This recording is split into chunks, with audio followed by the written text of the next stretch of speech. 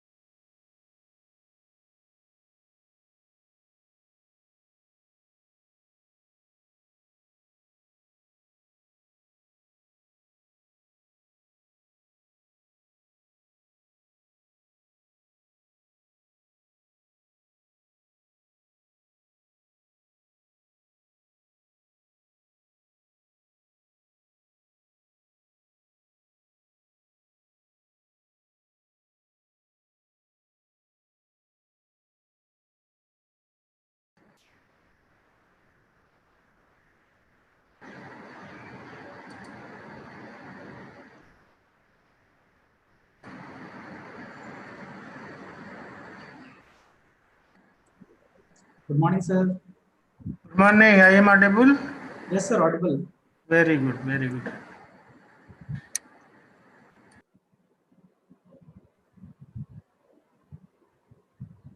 Hello. Yes, ma'am. Yeah, Good morning, ma'am. am I audible? Yes, ma'am. Yes, ma'am. Very good. That's why I'm worried actually, because many of the program audio is it's a really problem for me. Now it's audible. Okay. Good morning, sir. Good morning. Madam, good morning. Good morning to all. Good morning to all. Sir हमारा मुलाकात अच्छी होती है कि हम लोग zoom में मतलब वर्चुअल कनेक्ट हो जाते हैं। अच्छा है मैडम, ये तो वर्चुअल में एसओपी पालन करते हुए हम लोग मिलते जुलते रहते हैं। अगर हम लोग पड़ोस भी होंगे तो सर वर्चुअली कनेक्टेड।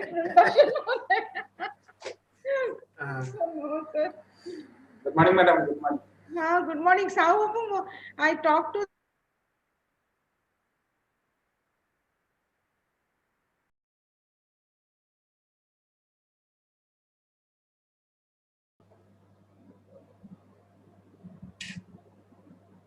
तो हम लोग को उनको याद दिलाना पड़ेगा। 150 से 150 में शायद उनका है ना lecture.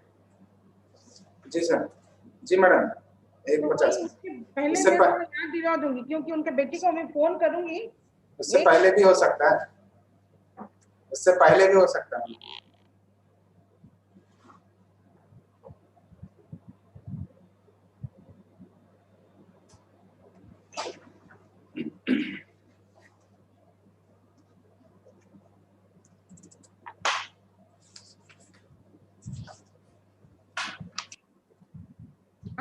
speakers, Dr. Sahu, have you received all biodata ना? All जी speakers मैडम जी, biodata? सबका बायोडाटा है। चलिए पहले द्विवेदी सर ज्वाइन कर लिए। द्विवेदी सर नमस्कार। सर नमस्कार, अभी ज्वाइन कर लिए सर। हाँ शायद म्यूट है वो। अच्छा म्यूट है।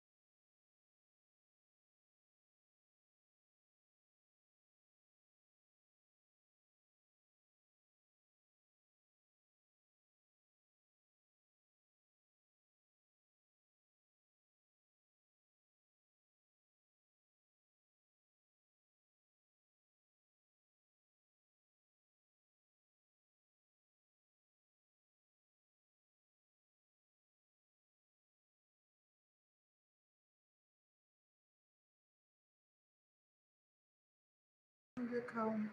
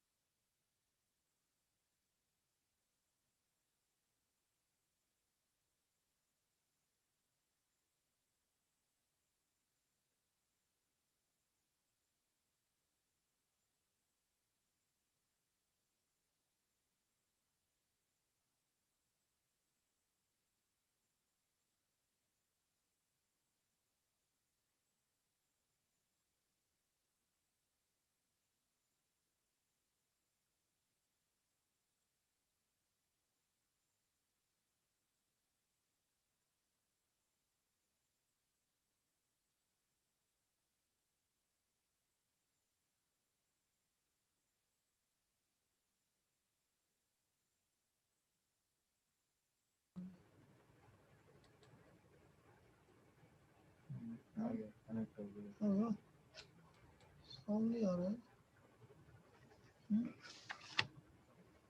वीडियो आपने बंद कर दिया ना। साउंड उधर में म्यूट किया हुआ है ना।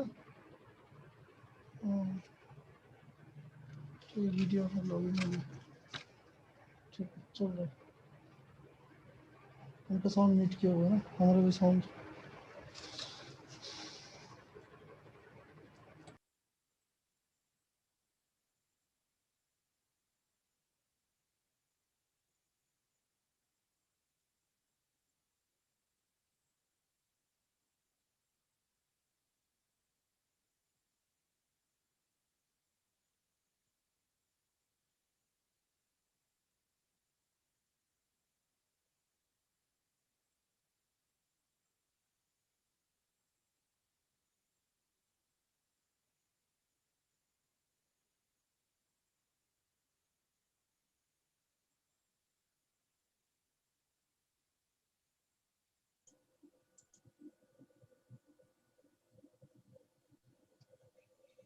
Hello, good morning, sir.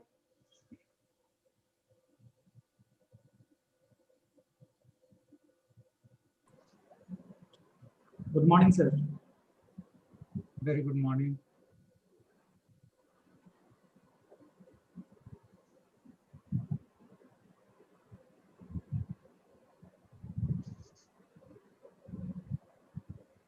Sir नमस्कार। हाँ नमस्ते। नमस्कार, How are you? sir. Yeah.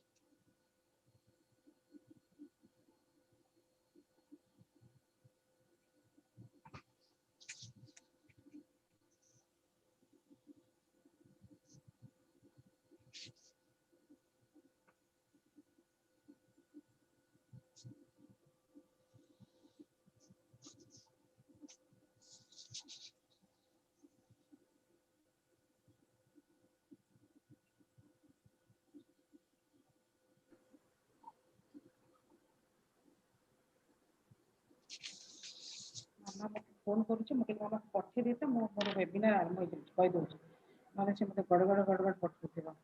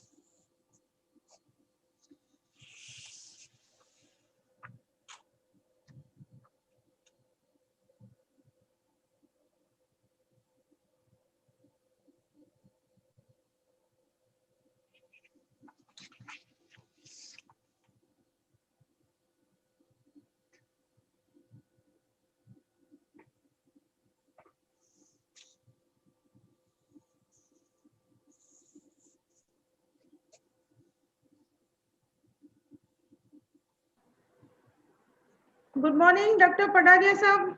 हाँ, very good morning, very good morning. नमस्कार. बहुत बढ़िया.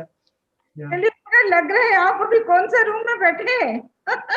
हाँ, मैं अभी अपने कमरे में ही हूँ क्योंकि मैं सोचे मार्च का हेड वाले टाइम है रूम तो में चले गए. मार्च का टाइम है, बिल्स वगैरह काफी आ रहे हैं, लोग आ जा रहे हैं तो इसलिए थोड़ा मास्क लगा के बैठा हूँ. चलिए बढ़िया. नहीं, मैं सोचे आप हेड का रूम में बैठे होंगे बोल के. नहीं, अभी थोड़ा सा मैं अपने कम वहाँ भी बैठते हैं, अब यहाँ भी बैठते हैं, लेकिन आज चूंकि उधर इसलिए नहीं बैठे कि अटेंड नहीं कर पाते, वहाँ नॉइज होता रहता, कोई आते जा जाते. ओके.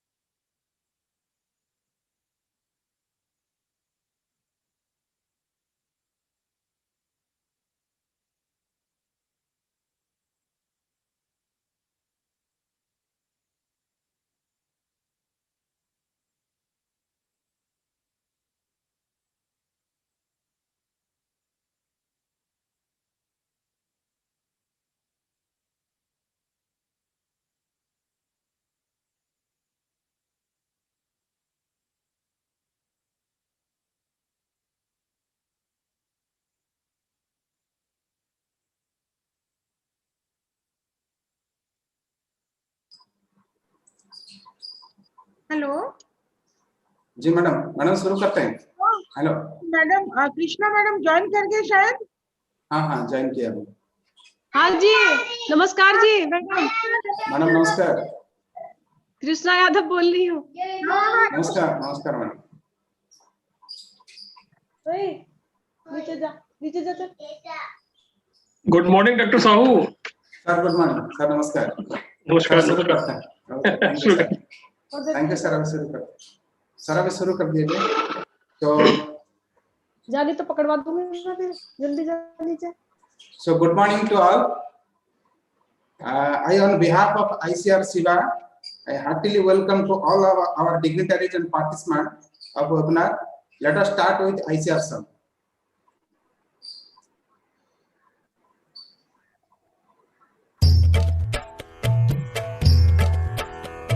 जय जय कृषि परिषद भारत की, सुखद प्रतीक हरित भारत की। कृषि धन पशुधन मानव जीवन, दुग्ध मत्स्य फल यंत्र सुवर्धन। वैज्ञानिक विधि नव तकनीके, पारिस्थितिकी का संरक्षण। शस्य श्यामला छवि भारत की, जय जय कृषि परिषद भारत की। हिम प्रदेश से सागर तट तक, मरुधरती से पूर्वोत्तर तक। हर पथ पर है मित्र कृषक की, शिक्षा शोध प्रसार सकल तक। आशा स्वावलंबित भारत की, जय जय कृषि परिषद भारत की। जय जय कृषि परिषद भारत की।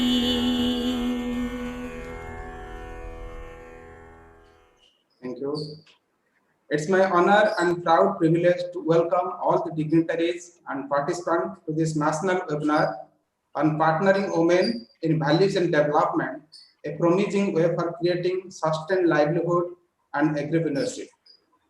At the outset, I would like to take this opportunity to place on record to welcome our Honorable Secretary Dear and Director General ICAR, the chief partner of this webinar.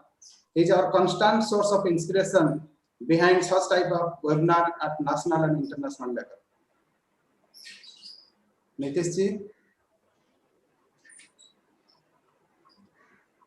Nitish ji.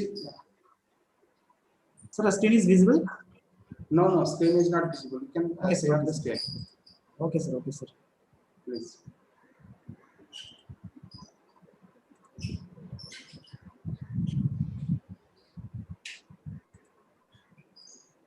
Sir, is it visible now? No, no. Yes, yes. You can take in a presentation mode. Okay, sir. Okay. Thank you, sir, for being the constant source of our inspiration. Then I would like to welcome our Honorable Director, Deputy Director General, Agriculture Education, ICAR, the patron and chief guest of the program, for the logistic support and guidance extended to all of us for successful organizing today's program. Then I must mention our deep sense of appreciation to our today's guest of honor, Dr. P.S. Pandey, ADG, who always insists us to empower farm women, increasing their access to resource and enhance their income through value addition in every steps of their progress. Then I would like to welcome to our director, ICAR-CIWA, Dr. S.K. Srivastava, and chairman of this webinar, who is the brain behind of this national webinar on entrepreneurship through values and development, the emerging concept behind in everybody's mind nowadays. Then it's our proud privilege, I on behalf of organizing committee of ICAR-CIWA, I heartily welcome to our most learned speakers, Dr. S.K. Dwivedi, Director, DRDO Tezpur, Assam, the keynote speakers of today's program. Sir, you have vast experience on protected cultivation of horticultural crops, value addition, and women entrepreneurship development. We welcome you to share your valuable knowledge. Then I would like to welcome to Dr. Ravindranath Padaria, Principal Scientist and Head Agricultural Extension, IRA New Delhi, to deliver talk on women entrepreneurship opportunity and challenge in agricultural extension and its impact. Then I would like to welcome Dr. Ashish Kumar Singh, Principal Scientist, ICAR NDRA Kannal, to share the dairy value chain and women entrepreneurship development based on your developed commercialized technological package for composite dairy foods. Sir, I would like to welcome Dr. A.K. Dikit, Principal Scientist, ICAR-CIWA Magdum, UP, Uttar Pradesh, to deliver talk on goat value chain development for women entrepreneurship and successful farm women in goatry sector. Then I would like to welcome Srimati Krishna Yadav, proprietor of Krishna Pickles and many of the pickle companies.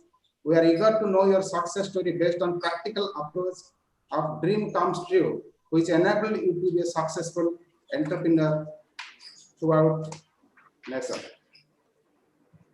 Then I hope the series of speeches by our eminent speakers will energize our participants in today's program through sharing their valuable knowledge and views amongst us on latest technology on women entrepreneurship and value chain development.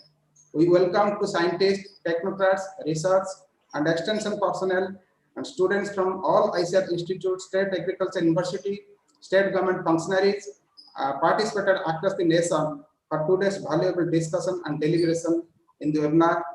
Then I again welcome and extend my warm welcome to all the participants and dignitaries for this webinar. Then I would like to invite Dr. Lipi Das, who plays instrumental role in organizing this function, for introduction about the webinar. Madam Lipi Das, please. Okay, thank you, Dr. Sahu. So am I audible? Yes, madam. Yeah, so respected all honorable dignitaries of this national webinar on very important aspect, that is partnering women in value chain development, a promising way for creating sustained livelihood agripreneurship. So all my dignitaries, learned speakers and very dear participants. So that we have conceptualized this particular theme based on today's needs and perception of specifically for the farm women, because we are in the transition of the farm women to women farmers. So that will, because हमारा जो किसान मतलब महिला किसान जो होते हैं, हम लोग उनको किसान का कैसे दर्जा दें, तो हमारे साथ आज बहुत सारे एग्जाम्पल कृष्णा मैडम बैठे हुए हैं, वो अपना शेयर करेंगे. So how we will transit a farm woman into a women farmers through different agripreneurship and creating value chains. So let me speak about the few lines about that is why we're organizing such a webinar. As you know that women farmers are the predominant players and we contributing significantly to the agricultural economy. With the advancement of time, there have been several revolutions in agriculture, which have transformed the face of agriculture from conventional to high-tech level. However, at this backdrop, the status of farm women have never changed. They still represent the agricultural laborers or workers. हमारा तो जो महिला किसान है उनका position change हो रहे हैं, लेकिन जितना हम लोग स्पीड अप होना चाहिए उस रेट में नहीं हो रहे हैं. तो इसके लिए बहुत सारा कार्यक्रम हमारा अभी चल रहा है. So despite being contributing immensely to the sector, they have never been acknowledged as farmers. Deprived of several productive resources, the farm women represent a section of vulnerable community who can serve as a potential economy enhancer when provided with all critical aids in a conducive atmosphere. तो अगर हम लोग उनको एक अच्छा सा परिवेश और उनका जितना नॉलेज है, उनका स्किल्स वो हम लोग दे पाएंगे, तो शायद हम लोग कुछ उनका परिवर्तन मतलब सोचेंगे कि फार्म वुमेन हम लोग वुमेन फार्मर्स कैसे चेंज करेंगे. क्योंकि आप लोग जानते हैं the emerging significance of addressing this particular gender issues and the UN Sustainable Development Goal SDGs, goal number 5, that is gender equality, has drawn the women farmers in the limelight of development, and ensuring the provision of basic amenities like nutrition and livelihood to the farm women and their families has now been conventional and focused in presently driven in promoting agripreneurship among them by endorsing women leadership in the business. क्योंकि हमारा जो मुख्य उद्देश्य रहेगा कि हम लोग महिलाओं के अंदर एक नेतृत्व का कैसे विकास कर सके, क्योंकि हम लोग उनको बिजनेस तो करेंगे, एग्रीप्रेन्योरशिप तो लेंगे और बाजार से मतलब मार्केट से जुड़ेंगे, तो पहले तो हम लोग देखेंगे कि उन लोग कैसे how to create a leadership. So with the that is the prevailing trend of feminization of agriculture. The changing socio-cultural economic scenario of our country has realized the significance of women empowerment in agriculture. So as a result, there have been several facilities created to uplift the socio-economic status of the women farmers. But the quantum of farm women evolving a successful agripreneurs is very low, very scarce due to several reasons, among which collaboration among the developmental organization and failure of industrial linkage, because we have to do many of the activities to the convergence, and some of the that is the lesser visible but critical causes which can play that is the play as a game changer in empowering the women farmers. Thus, we have to create a novel approach to promote agripreneurship among the budding women farmers to development of agricultural value chain by converging all the stakeholders or all the departments in a single platform to ensure holistic entrepreneurship convergence or coverage to the concerned women that is farmers. अगर हम लोग के पास जितना भी हम लोग sectors है, सब लाइन डिपार्टमेंट, हम लोग सभी को एक प्लेटफॉर्म में जोड़ दे और हम लोग के महिलाएं कैसे हम लोग कृषि में अगर उद्योगीकरण कर सके उस बारे में सोचे, तो डेफिनेटली महिलाएं गुड एंटरप्रेन्योर्स और उद्योगी मतलब उद्योगीकरण में वो लोग सफलता जरूर मिलेगी. तो क्योंकि देखिए हमारा जो अभी जेंडर गैप है, बिकॉज हम लोग का महिलाएं तो आगे चलते हैं, लेकिन कुछ तो हमारा जो ट्रेडिशन है, घर में जो हमारा रेस्ट्रिक्शन इम्पोज होती है, उसके लिए महिला का पास अपना गुण रहने का बावजूद वो आगे नहीं बढ़ सकती है. So what exactly happened? The traditional patriarchal customs, norms and taboos have relegated women to a secondary status within the household and workplace, which have resulted in a huge gender gap. आप अभी देखेंगे कि हमारा सरकार ने बहुत सारे महिलाओं के लिए और किसान महिला के लिए कार्य कर रहे हैं. तो हम लोग जो होता है ना महिला और जो कि पार्थक्य पुरुषों में जो जेंडर गैप, वो धीरे धीरे मतलब सरकार काम तो लेते हैं बहुत सारे कार्यक्रम, लेकिन वो धीरे धीरे बढ़ते जा रहा है. क्यों हो रहा है ऐसे? तो as a matter of concern, India despite of achieving many high rates of economic growth in recent years and it was ranked 112th position among 153 countries in global gender gap index in 2020 as against, जो कि हमारा 2017 में 108 position में हमारा भारत था.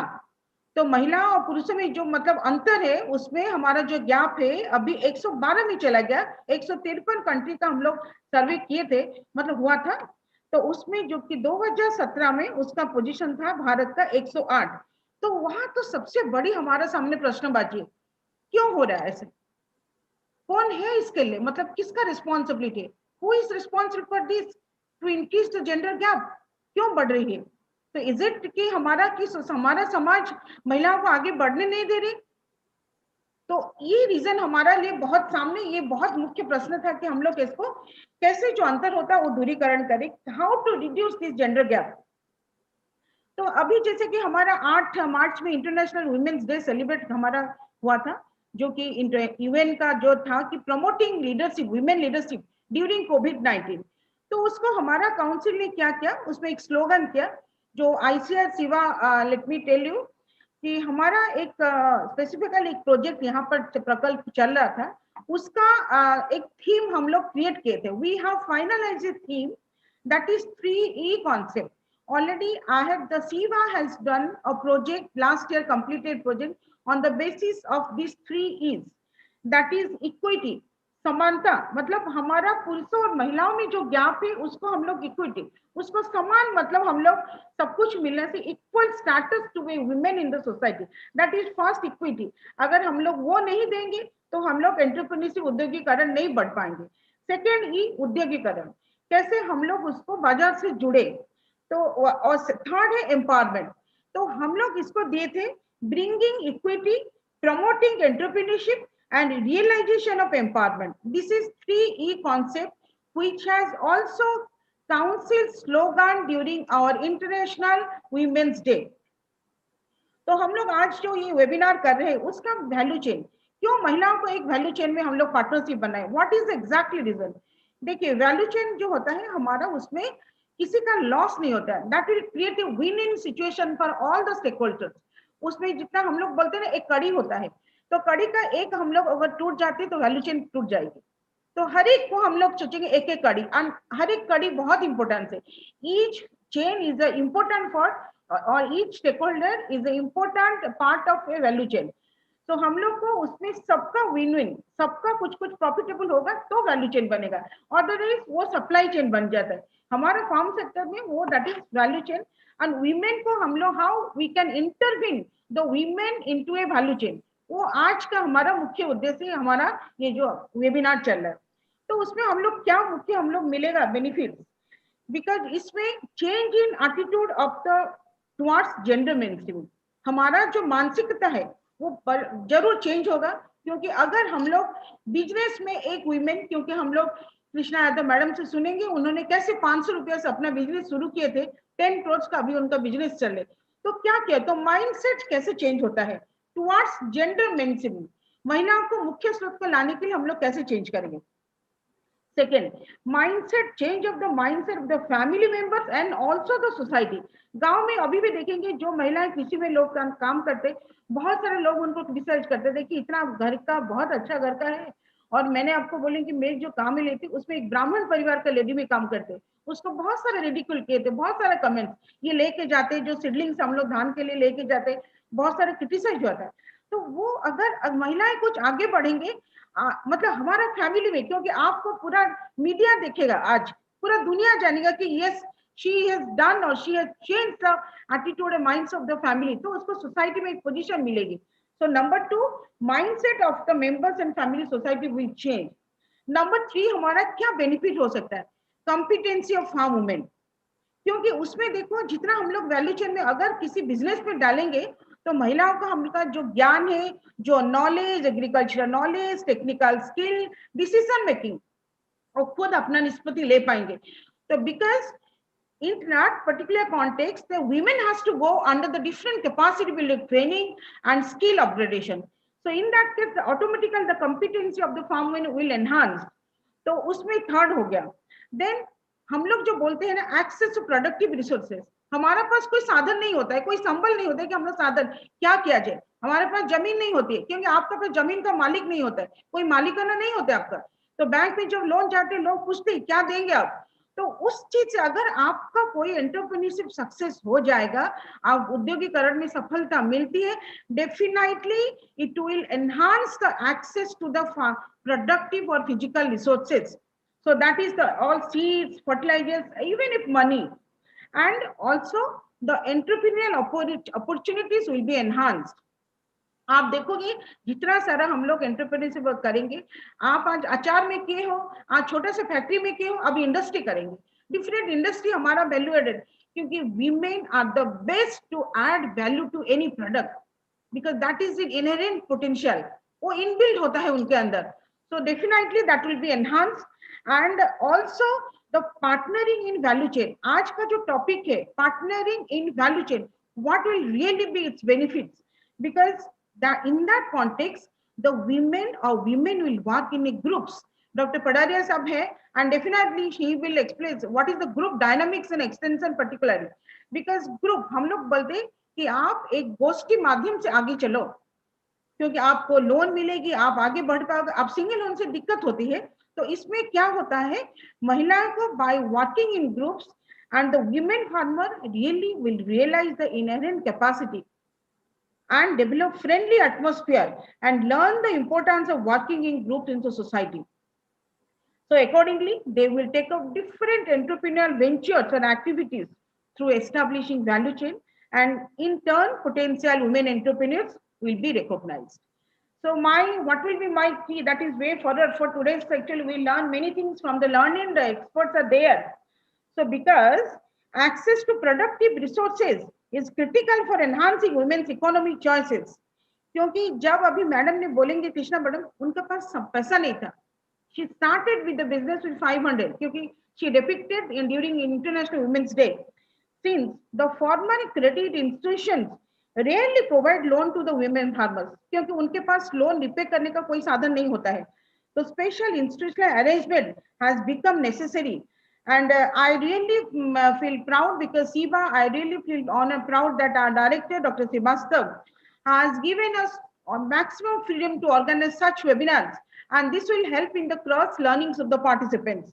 And it really, CIWA is a unique institute. We can do a lot of things for the women empowerment and institutional arrangement. CIWA can brought revolutionary changes in the institutional arrangement that is necessary to for the farm women so that they can extend for the bank also, the credit organization, so they can extend credit to those who have no collateral to finance their enterprises. And also, so that is the actually, and hence, that is really a need to identify the hidden capacities and the entrepreneurial abilities and link them to the market. So that is the need of the hour. अगर हम लोग केवल काम करते जाएं और हमारा पास कोई बेनिफिट नहीं आए, मॉनिटरी कुछ नहीं है, तो दैट विल नॉट, मतलब हमारा वो इंटरेस्ट कम होते जाएगा. तो if they can be made technological competent, हम लोग उनको अगर टेक्नोलॉजिकल वैषयिक ज्ञान में उनको मतलब ज्यादा उनको एम्पावर किया जाए and socio economical also empowered, they could be efficient drivers in achieving accelerated agricultural growth and development of the country in general and in boosting family income in particular. क्योंकि आपको पता होगा 2040 is a family farming that is declared. So family का जो support है, that is utmost needed for the development of a farm woman. So organizing women into groups has been proved to be good intervention. So it can transfer women from the status of beneficiaries, केवल women को हम लोग beneficiaries नहीं मानेंगे, into clients. That is the most. हम लोग बोले कितना beneficiary, no, that the conversion of beneficiaries into women clients. So that should be our objective or motto. Who are in long term can have a reciprocal relationship with the institution meant to serve them.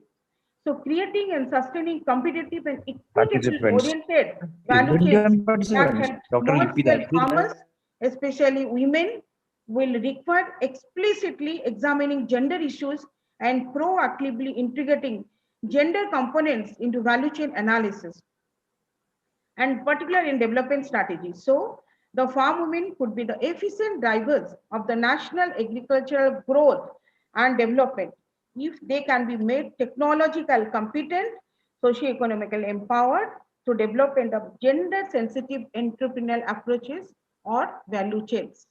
So these in turn would make Indian agriculture more sustainable. So thank you very much, Dr. Sahu.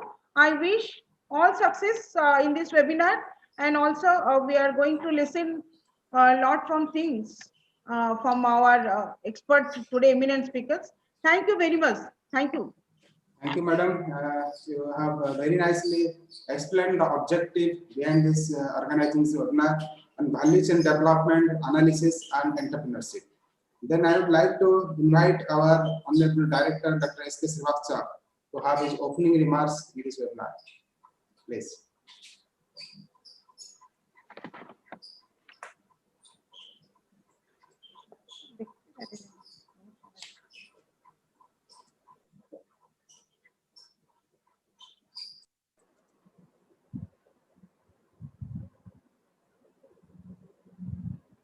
So kindly unmute.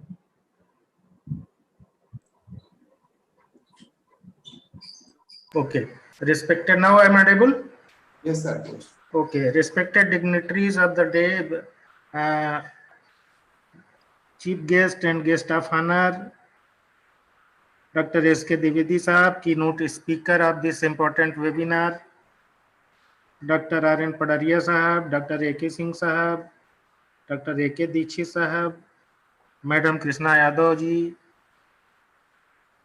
organizers of this important webinar, Dr. B. Sahu, Dr. Lipi Das, Dr. A.K. Panda, Nitish Kumar, dear delegates, partners, participants, and our staff members who are participating in this very important webinar. A very good morning to all of you. at this occasion.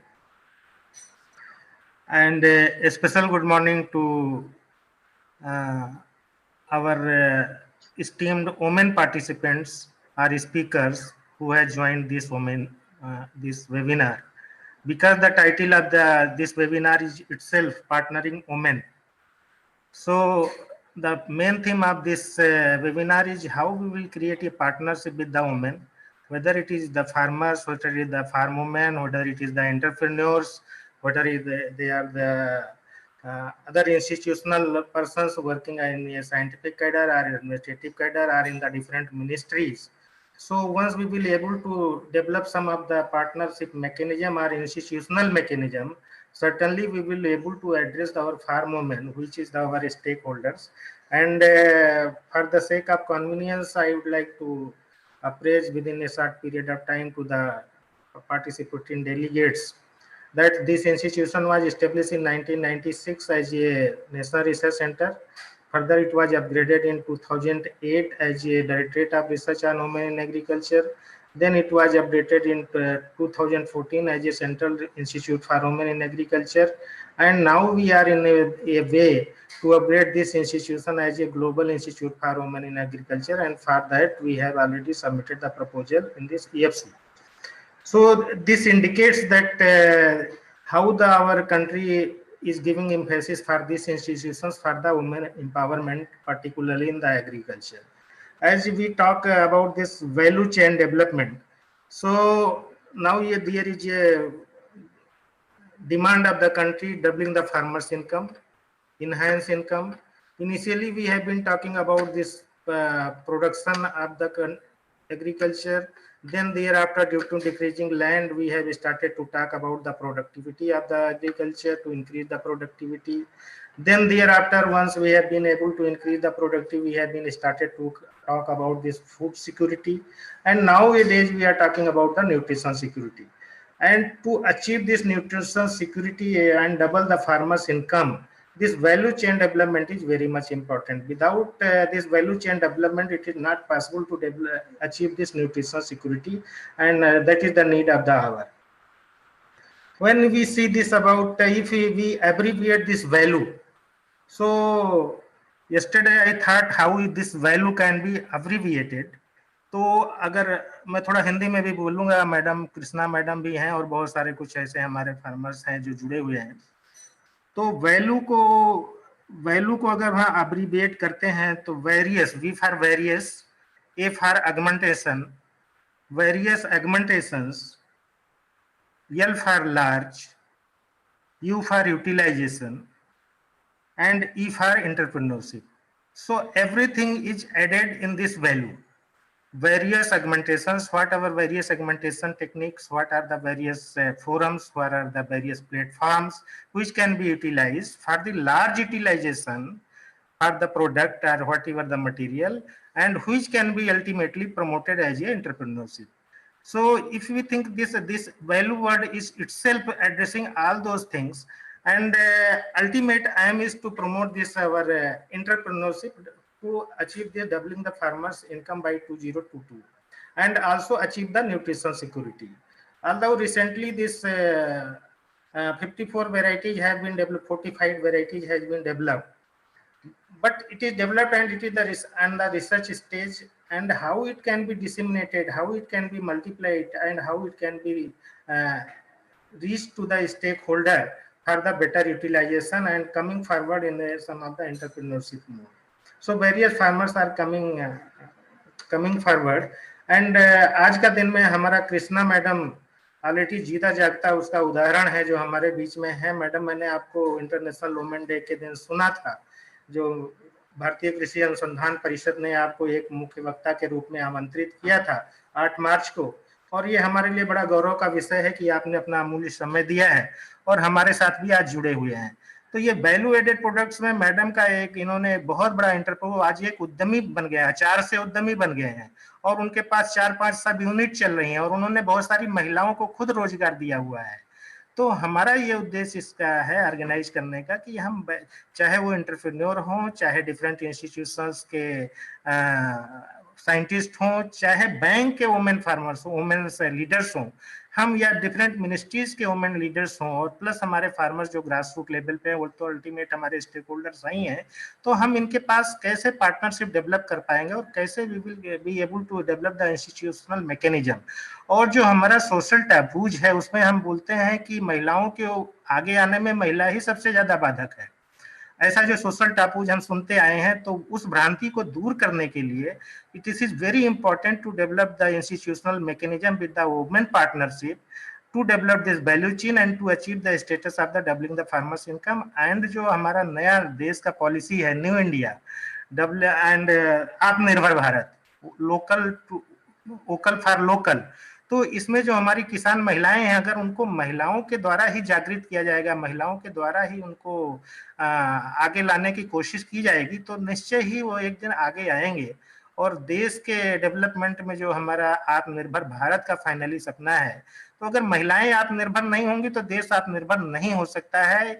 ये तो निश्चय ही पता है हम सभी लोगों को, हम लोग अच्छी तरीके से जानते हैं। तो हमारी जो लगभग आधी आबादी है महिलाओं की, तो उनको महिलाओं के माध्यम से हम कैसे पार्टनरशिप डेवलप करेंगे, चाहे ग्रामीण लेवल पे हो चाहे स्टेट लेवल पे हो, कैसे वो डेवलपमेंट किया जाए और उनको सशक्त बनाया जाए, समर्थ बनाया जाए, और वो अपना लाइवलीहुड उनका कैसे सिक्योर किया जाए, ये जो मुख्य आज का एजेंडा है और टॉपिक है। और through agripreneurship, because we are addressing this agricultural part, Indian council of agriculture is related to this agriculture, तो उनको एग्रीकल्चर के फील्ड में हम कैसे आगे लेकर के जा सकते हैं। तो इसमें जो हमारा बहुत सारा जो नेशनल स्कीम है, उस स्कीम को एड्रेस करने के लिए ये जो नेशनल प्रोग्राम था, webinar, very rightly it has been organized, and I am very happy that today we are having the various learned speakers from the different parts of the country, and they will be sharing their knowledge, and that will be certainly a mind opener. Their thoughts will be a mind opener to the all participating delegates, and for us also to prepare further strategy and to check out the further strategies to develop the partnership of the women in the value chain development. So with this word, I would like to again express my deep sense of gratitude to the learned speakers who has spared their valuable time and available today with us on this Zoom platform.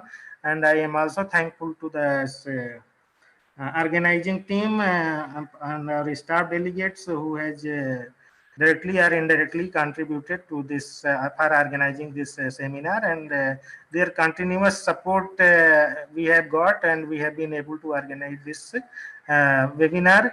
So with these words, I would like to thank one and all who are present on this webinar. Thank you, Dr. Sahu.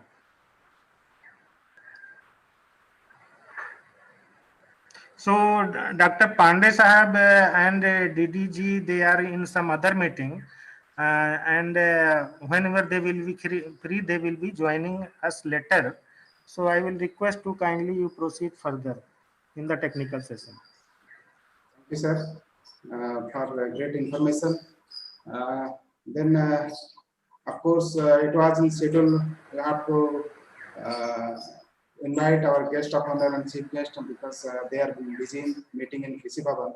So they might be joining in between the webinar. Then coming to the technical session, I would like to invite our eminent speaker, Dr. Sanjay Kumar Dwivedi. Please.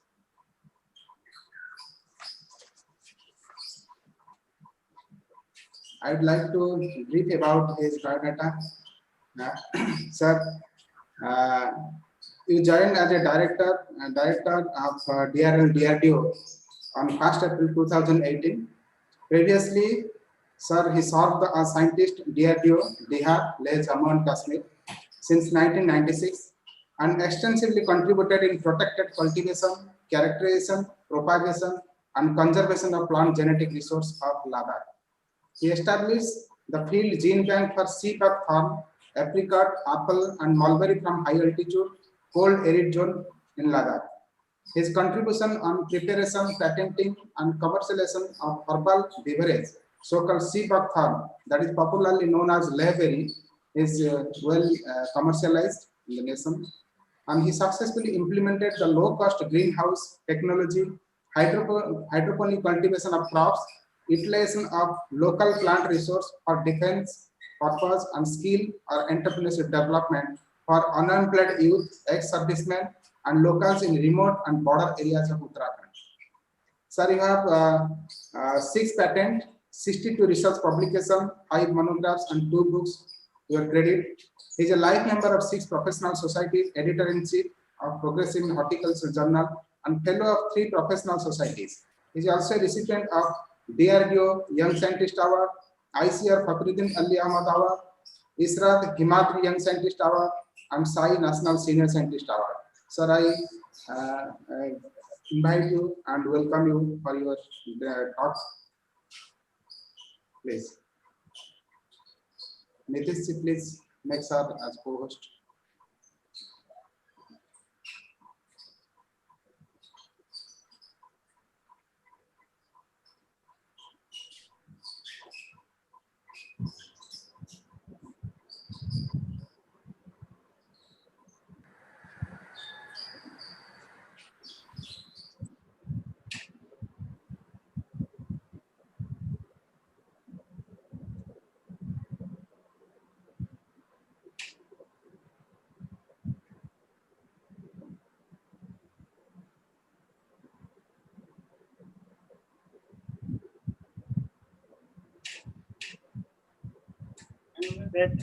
Sir, please unmute, sir.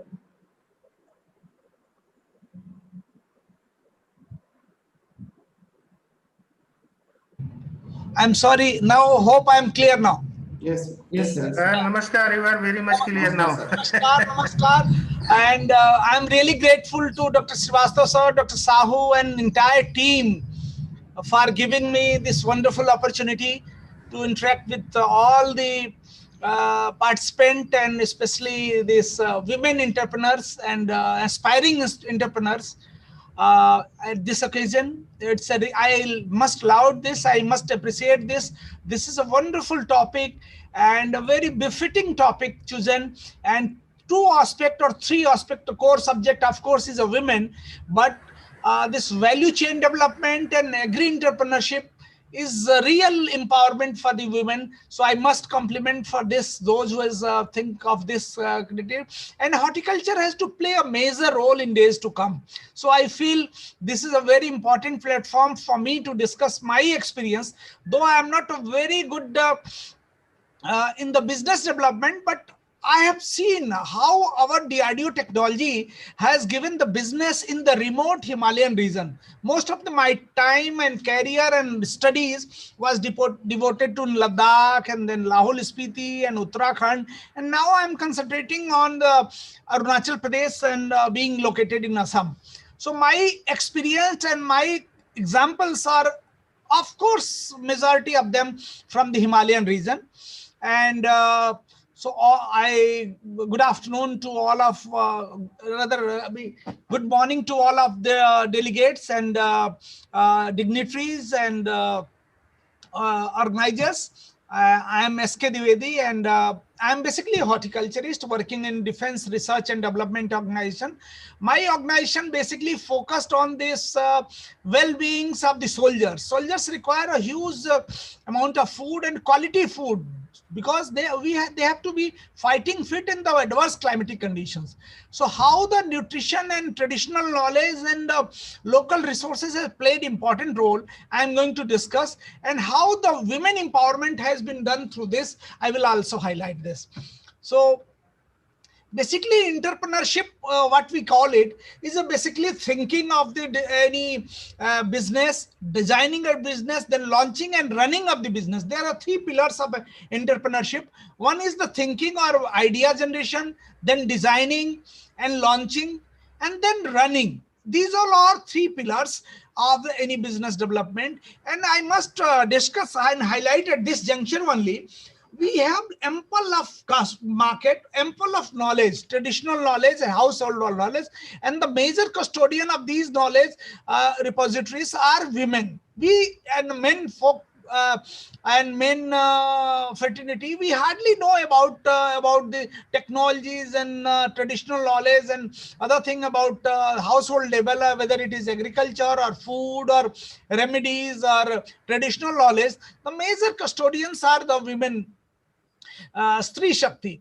But the lacuna and the challenges is, as Dr. Lipi Madam very clearly highlighted, our traditions, our customs, our boundaries, they are inhibiting. At the same time, we don't think big.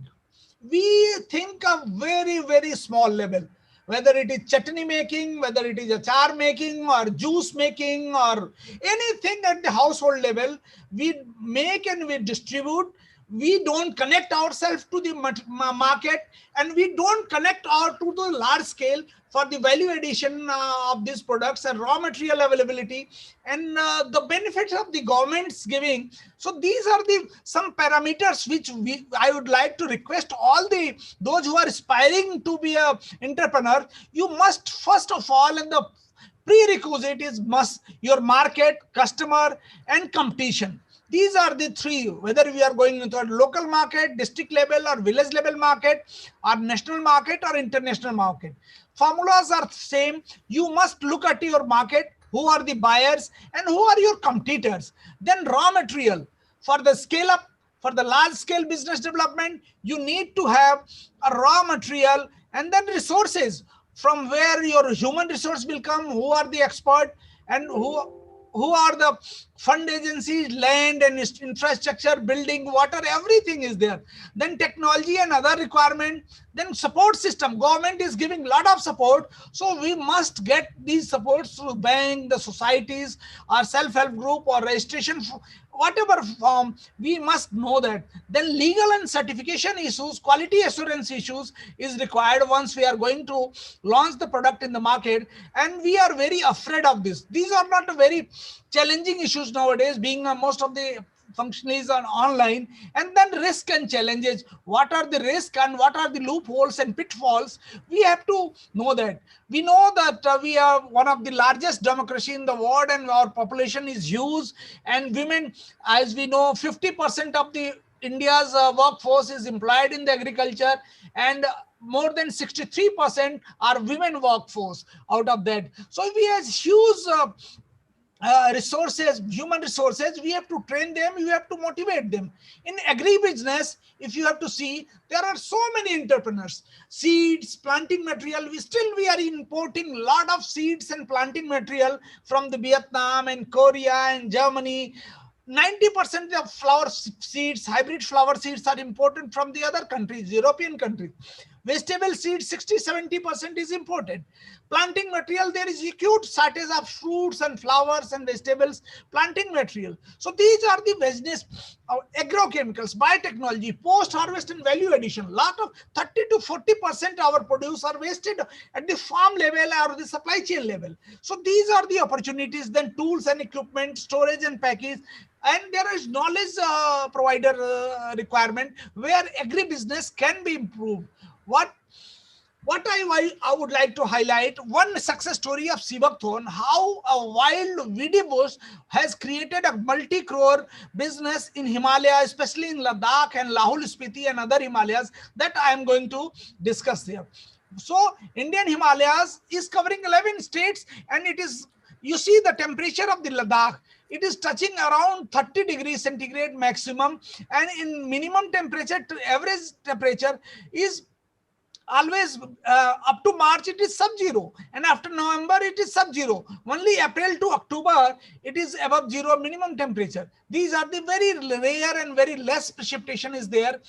So this is the story I'm going to highlight today, that Sibakthon is a wild weedy bush. It was grown in Ladakh since ages.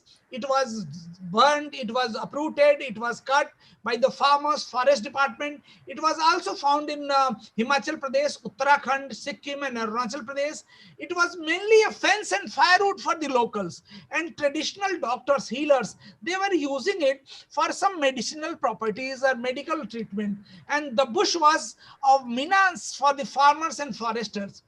It is a very thorny, profuse suckering, and thick natural growth, small and soft, highly perishable fruits are there, difficult to harvest this fruit. And the mixed, when you harvest, the mixed with the leaves and thorns are there.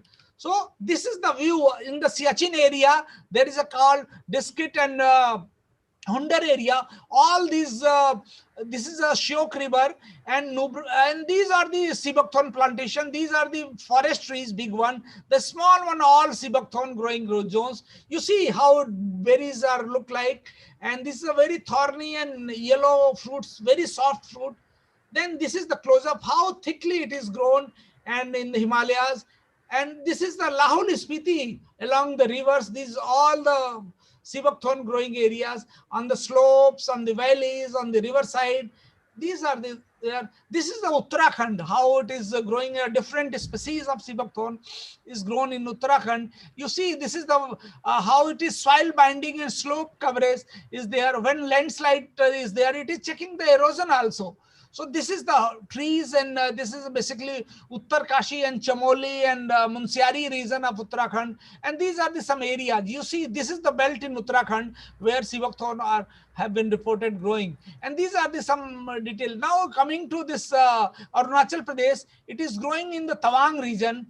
And these are the some views of Tawang and Arunachal Pradesh where there is a no use absolutely. So these are the three species of Sibakthorn: Hippophis salicifolia, Rhamnoides, and tibetana, and the different variants are there. And this is the distribution. I would not like to highlight much here, but this is three species are distributed all over the Himalayan region. And now it is growing since ages.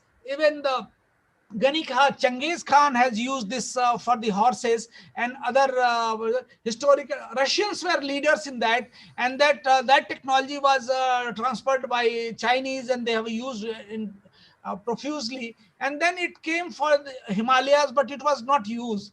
We studied and identified the variants.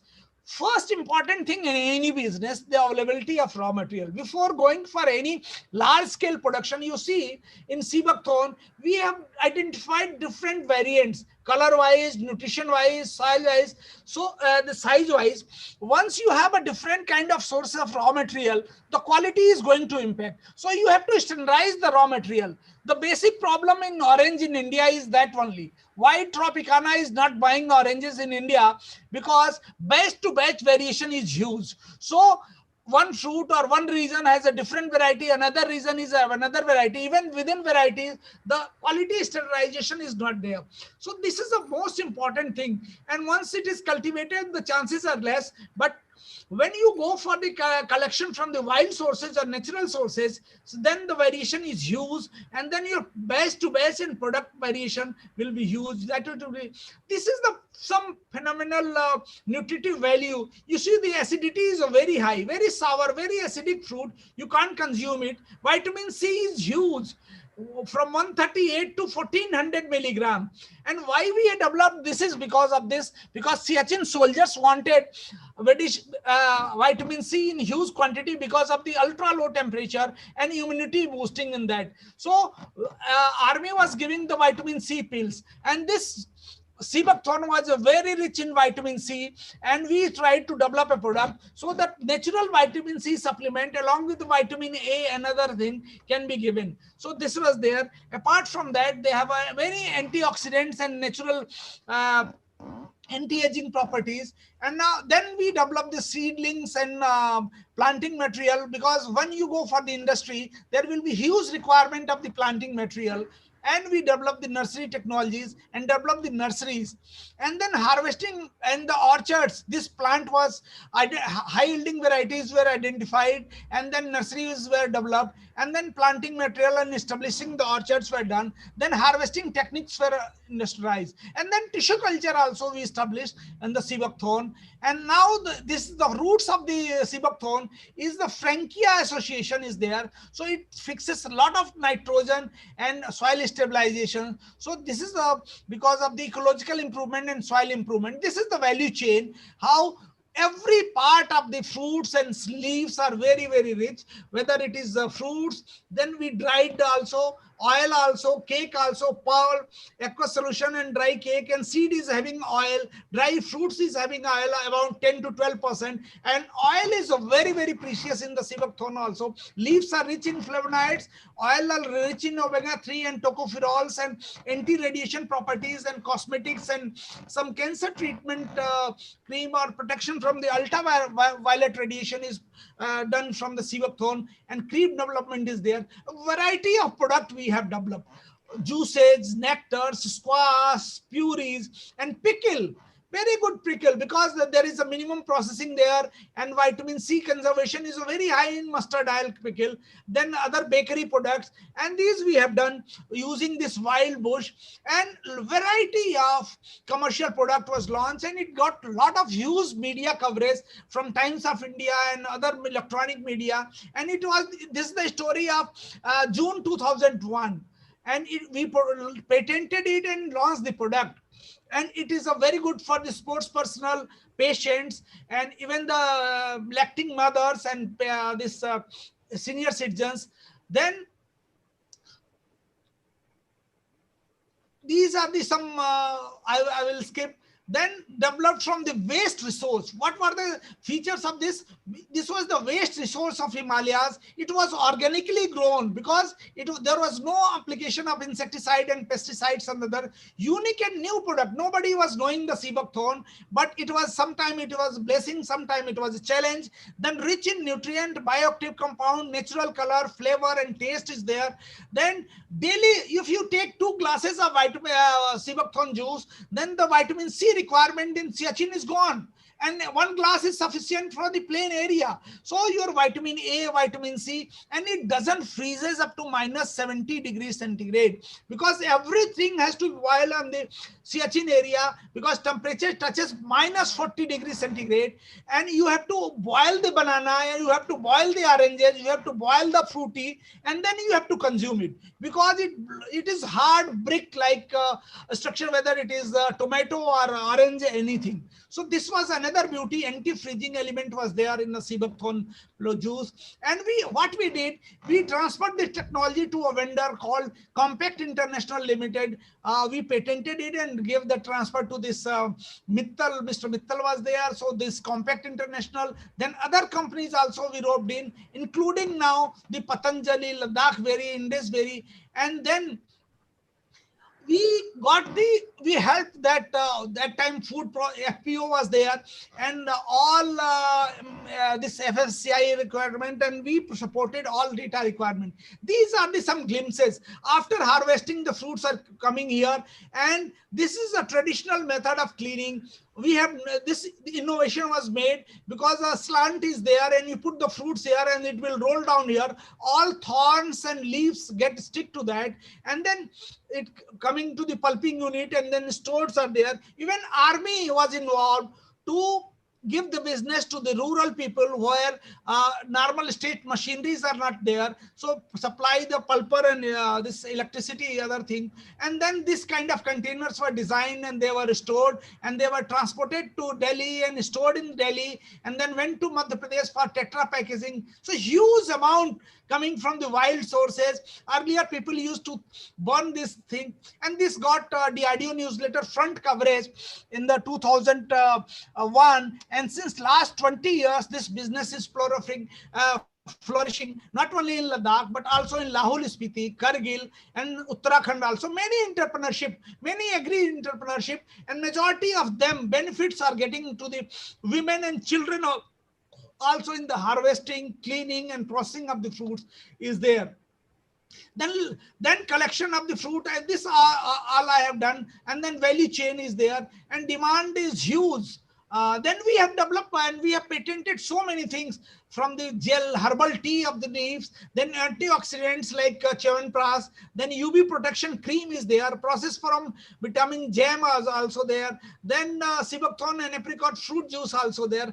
Of course, the most hit product was the herbal vitamin beverage, which is called Leh berry, Ladakh berry, Power berry. So this is the first product and patent, and number of patents and number of industries are flourishing. And then packaging, initially it was in aluminum pouch packaging, packaging, then PET bottle packaging. Ultimately, we shifted to Tetra Pak, and this gave the very, very important value addition to that. So everything here, packaging plays a very important role.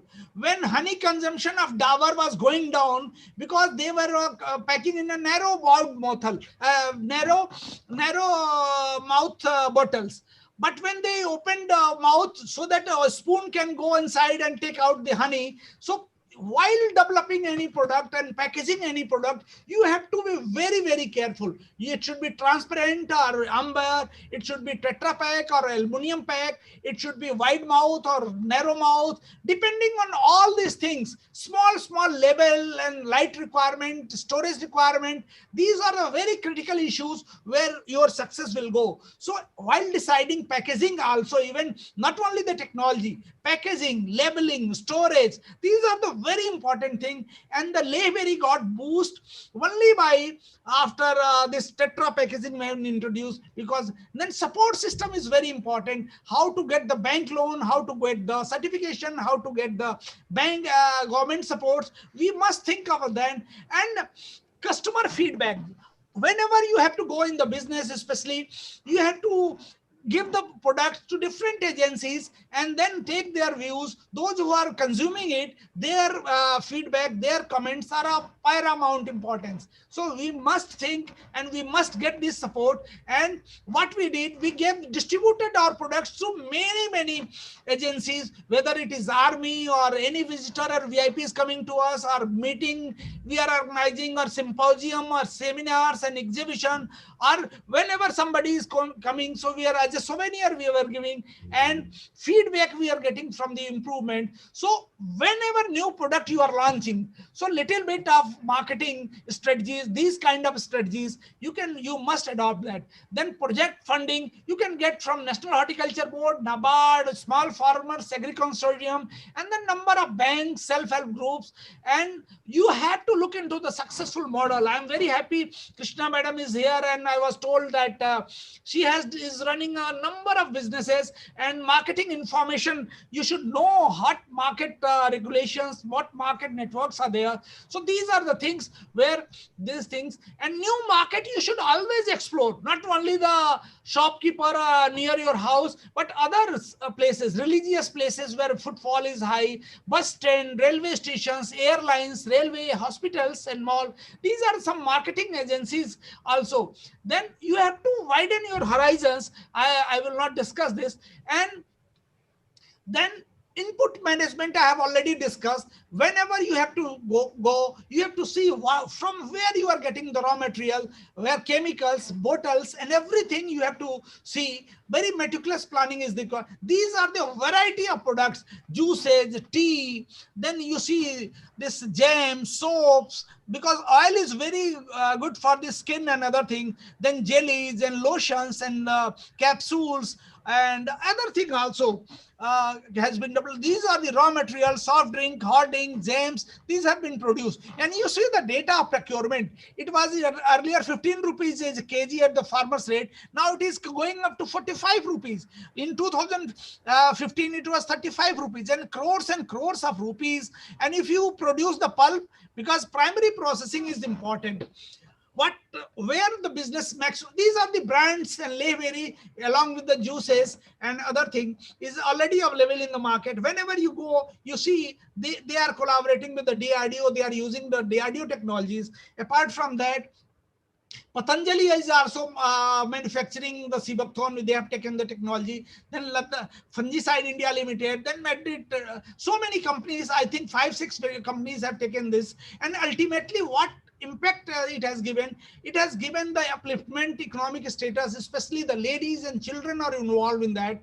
Those who are at the household level, they are involved and they are collecting the fruit. Some groups are making the pulp also, and then they are selling to the companies. And then utilization of the waste, utilization of the nutritive fruit, which was not used earlier. Then plant is protected now. Nobody is now allowing to cut the branches and burn the trees and bushes of the Seabuckthorn nowadays. So ecological development development, waste development, employment generation, industrialization, eco-improvement, and export. Even most of the time, everything to Ladakh was coming from down below. Nothing was going from there. Now, truckloads of vegetables and truckloads of seabuckthorn and apricot pulps are coming from the Ladakh. That is huge change. We have a lot of publication on seabuckthorn. Those who are interested then can approach on us or this. And the most satisfying part of this technology and development is our armed forces are getting benefited. Those who are deployed in the most fragile and most challenging situation in the Siachen and mountain area, they are getting quality juice and rich in vitamin C and vitamin A. So their health and morale is this. Some of the success stories where ladies has led, I would like to discuss here, because Lijjat Papad, I am the fascinated most with that. Very small, and the business model is exemplary. If you want to do everything, you will not succeed in that. So what they have done, most important thing is ingredient mixing, and this making the raw material and mixing it. So what they mechanized mixing is there, so that the salt and pepper and besan, everything is in the right proportion, and water and other preservative. So they mix it on a large scale, and then ladies come from the house, they run the bus on a fixed route. So they come here and they collect this dough or this material. They collect ready material, they go their homes and then make the papads, dry it hygienically. They have been given the standard operating procedures, and then they prepare, and then come next day they deposit their product to this counter, and they get the cash, and then again they collect the raw material. So this kind of where human intervention and involvement is there, and when critical involvement is there, they have designed in such a beautiful manner that Lijjat Papad is leading not at the national level, but it is going at the international level as well. Priya Pickle, I don't want to highlight this much because the Krishnaji is here. Aam Panna, my grandmother, my mother, my sisters are still making aam panna, and it is such a healthy product in India and other thing. But unfortunately, we are drinking the juice filled with the sugar and preservative. Unfortunately, the technologies is with the ladies, but nobody is launching this aam panna. And in summer, it is so soothing and heat resistant and rich in calcium and good for heart. So this is a traditional drink. What I mean to say is we have a lot of household technology that has potential to be the business model for others. Only thing we have to develop in the group, we have to develop a model like Lijjat Papad, how to mix, how to develop. Then sugarcane juice. We enjoy sugarcane juice and it's very healthy. But once it is in an open thela and unhygienic condition on roadside, it causes jaundice and many other diseases.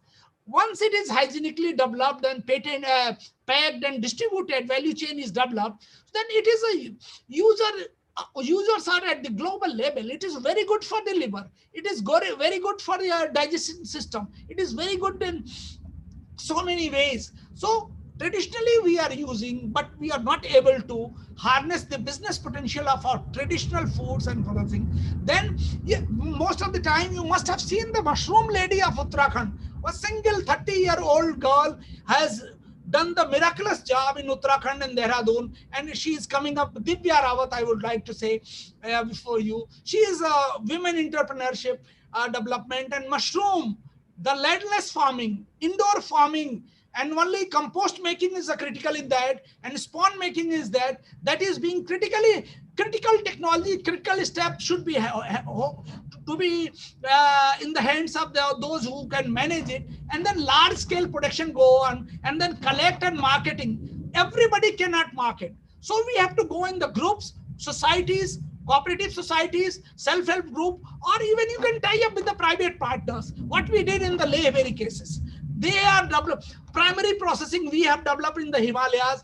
So pulp is extracted, stored in the container, and then handed over to this company for the value addition and marketing. Everything in the first round or first initial phase, you can't do it. You should have a good partners, whether it is private or self-help group or anybody. But then only your business will flourish. Then strawberry crush. Those who have gone to the Mahabaleshwar and Pune side, strawberry first came there, and number of strawberry products, crush, juices, jam are available, and wonderful. Then edible juices with the pulp and other thing. So this is also, ladies has grown that strawberries, harvested and given to the factory, and factories are making because their chemical preservative and health and hygiene are required. So this value chain, don't try to capture entire value chain. Try to develop the partners, some 2-3 partners for the marketing, for the production, for the primary processing, for at least 4-5 steps are there. Initial 2-3 steps you can have, and then you can have the processing part, then marketing part, and then your business can go up to national and international level. Some of the key issues in the horticultural point of view and processing. Now entire world wanting a safe food free from the chemicals. Dr. Srivastava very amply highlighted that food security was there. Now nutritional security is coming. Now my biggest area, I think, is the food safety is the biggest, because lots of cancer or intestine cancer, liver cancer we are getting because of our food and water and air. So we have to clean our food with the toxic material. And then in preservation, high sugar, high salt, and high oils and high preservative, we have to reduce this, and new technologies with the traditional knowledge we can go for them. Then natural color, flavor, and preservation free, preservative free. That's why drying is coming up in a big way. Or you see the pickles without preservative we have to develop. Then minimal processing, because the working ladies and other things, they don't have the time to cut, peel, chop the vegetables. So now even this processed and minimally processed and ready to use vegetables are picking up. Sprouts are available in the market nowadays. So these are some technologies which household level ladies can take up, and the marketing network, especially in the cities, very soon it can come up. Then freeze drying, edible juices, carbonated beverage, and traditional food as also have huge market. Due to paucity of time, I will not elaborate each issue. And you have to go, these are the issues, key issues in the new product development. I think everything I have discussed earlier also. So with these words, I again express my gratitude to all the participants, and especially the organizers, for giving me this opportunity. If any query, questions, suggestions, you are feel free to contact me. I have given this my mobile email. So with these words, thank you all. Thank you, sir. Thanks a lot. Really, you have enlightened all our participants on your work on value addition of fruits and value chain development and entrepreneurship. It's really a marvelous work, and it's really pleasure the remote areas of hills, and it will be continuously, it will be a source of inspiration for us. Thank you, sir. Thank you. Then with the permission of the chair, Madam Krishna Yadav is somewhat busy, she has to go somewhere. So let me to invite. Welcome. Just a minute, Sahu sir, just a minute. जी sir. Doctor Dwivedi साहब का जो presentation था, it was very much energetic. Doctor साहब का जो flow था inception up to the last moment, same energy level पे उनका प्रेजेंटेशन रहा, और it shows the dedication towards the work कि सर किस तरह से डेडिकेशन है, and it shows the innovative ideas, how he has developed crores turnover with the waste material which was grown in the Leh, Ladakh, and particularly in other hilly traits. So such type of innovation is very much required, and that's how you have given very good sequential stages. That's how this entrepreneur can be developed from this ground root level to the national or international level up to the entrepreneur level. So that is very good things, and some of the time we are lacking those management and convergence and partnership. So that's why our farmer producer organizations are not become sustainable. Our entrepreneur does not become sustainable. So certainly your topic was very good, sir, and you have given a very good insight to all of us for the utilization in our future endeavor. I am very much thankful to you, sir, from my side and from the behalf of the institute, sir. Thank you very much, sir. Thank you, sir. Pleasure is mine. Thank you. Sir, Dr. Devedi sir, I just have some points to discuss with you. Really, it is wonderful speech you have spoken about. That is really that is what exactly will be the business plan for a farmers or farm woman, and that you are really highlighted a lot, focusing all sorts of small things and points. But I apprehend my worriness is really we are taking that partnering the women into value chain, and women is the must be important stakeholder in the value chain. And you can see, because many of the in the value chain, I have actually modified a lot of value chain of the government. They could not take the women groups into the that is the lacunae, I think, and that is the drawbacks. And how we can intervene, or how women group can place in a particularly value chain, that must be, because you have totally highlighted business plan, a beautiful sweet business plan how to make. But we have to take into consider how women be that a part of particularly a value chain. That is the our yes. You are very correct, and we have faced a lot of challenge in this. Here the role of the institutions comes, hand holding, training and motivating. Sometimes they run away, they abuse you. You are killing my time. Initial stage is really challenging, and you can think of the traditional society, tribal farmers staying in Lahul Spiti, and so it was not an easy task. 20 years time has gone, and then it was successful in last 10-12 years only, because it has taken a lot of efforts. 2 companies run away, then we transferred the technology to new companies, and then how develop. It is not an overnight job, but we in the institution can afford to lose something, resources, manpower, money or time or vehicle. So we have to strengthen. Sometimes हम सोचते हैं कि हमारा क्या जाता है, ये हमारा काम नहीं है. अगर बिजनेस डेवलप करना है तो उनके लिए लेटर भी बनाना पड़ेगा, उनको सर्टिफिकेशन भी दिलाना पड़ेगा, बैंक लोन के लिए प्रोजेक्ट में हेल्प करनी पड़ेगी, अथॉरिटी से जाके बात करनी पड़ेगी, उनको हर तरह से सपोर्ट देना पड़ेगा, क्योंकि वो लैंग्वेज हमारे फार्मर्स, हमारे एंटरप्रेन्योर्स नहीं जानते हैं. और वहां हमारे इंस्टीट्यूशंस का रोल बहुत ही क्रिटिकल हो जाता है. Sometime you have to go out of rule, out of way, और then only you can develop the business. Or if your intentions are clear, if your focus is clear, then I don't think delay देर आएगा, दुरुस्त आएगा. Durust आएगा, really, because the first point is to mobilization of a group. Yeah. Because that is definitely a group activity or group scenario. That's it. So we have to first mobilize the group. Wonderful that you have spoken. So thank you very much. Thank you. Thank you, sir, madam, for your nice discussion and deliberation. Then I would like to invite Mrs. Krishna Yadav. Niteshji, please. Sir. Yes. Keep it in a presentation mode. Okay, I will brief about her biodata. Srimati Krishna Yadav, a native of Bulandshahr, Uttar Pradesh, is a successful food processing entrepreneur based in Nazafgarh, Delhi. She started her entrepreneurship preparing corunda pickles and candy at home in 2002, and in a short span of 11 years, she expanded her enterprise with 152 different types of FPO approved products like pickles, chutneys, murabbas, candies, jam, jelly, aloe vera gel, pusa fruit drinks of jamun, lychee, mango, strawberry, etc. and generating an annual turnover of more than 3 crores. Now I came to know that it's going to be 10 crores. She started her journey as advised by IRI and KVK Ujwa under IRI. She established a linkage with scientists for technological backup to promote her entrepreneurial skills and competency. She successfully proved her as an entrepreneur and employed 60 women on a regular basis.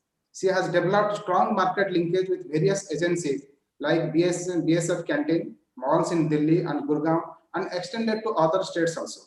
She is a recipient of so many awards and recognition like NG Ranga Outstanding Women Farmer Award, ASPI LM Patel Farmer Award 2011, Innovative Award for Agriculture in 2011 and 13, Mahila Sashaktikarana Award in 2010, and she was selected one of the 25 outstanding women in India in 2012.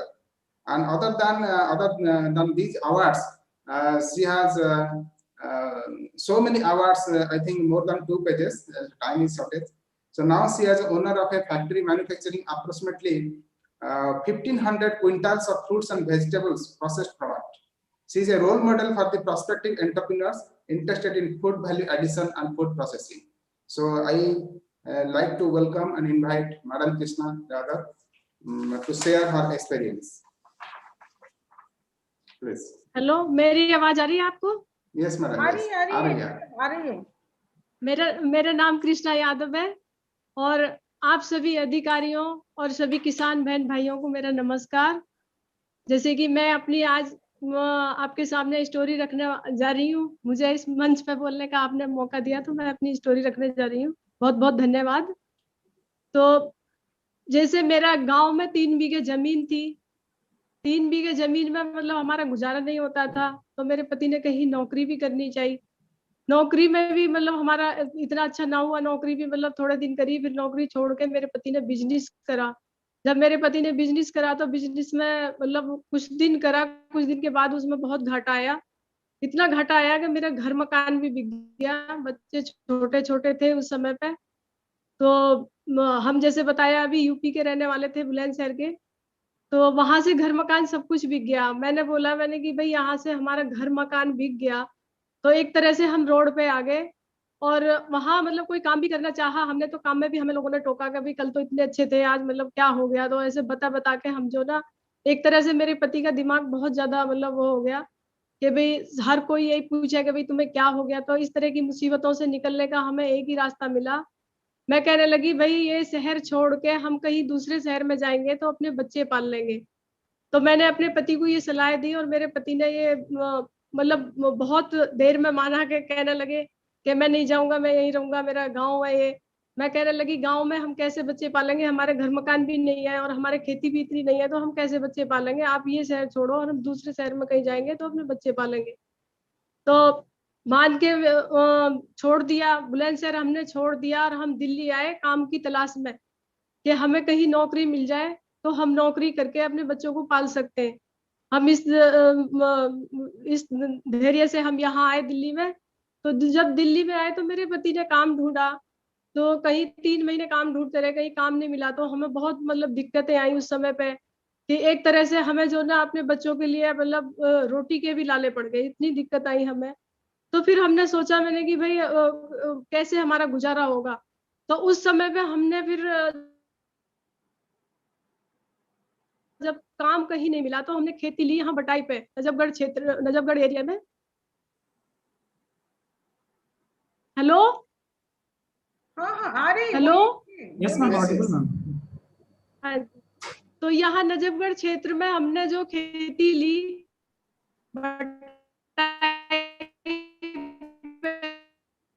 जब खेती हमने बटाई पे ली तो उसमें हमने सब्जियां उगाई।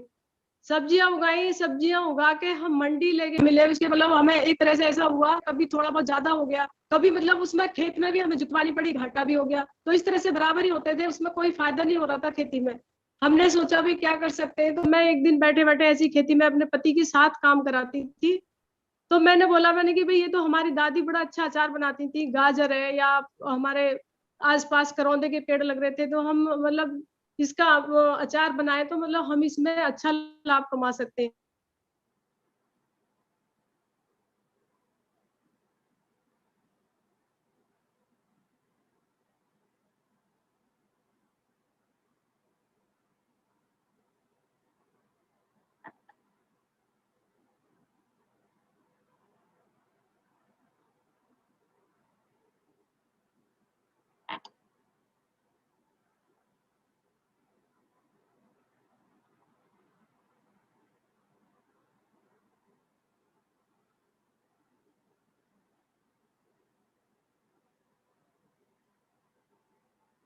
साहू जी उनको बोलिए।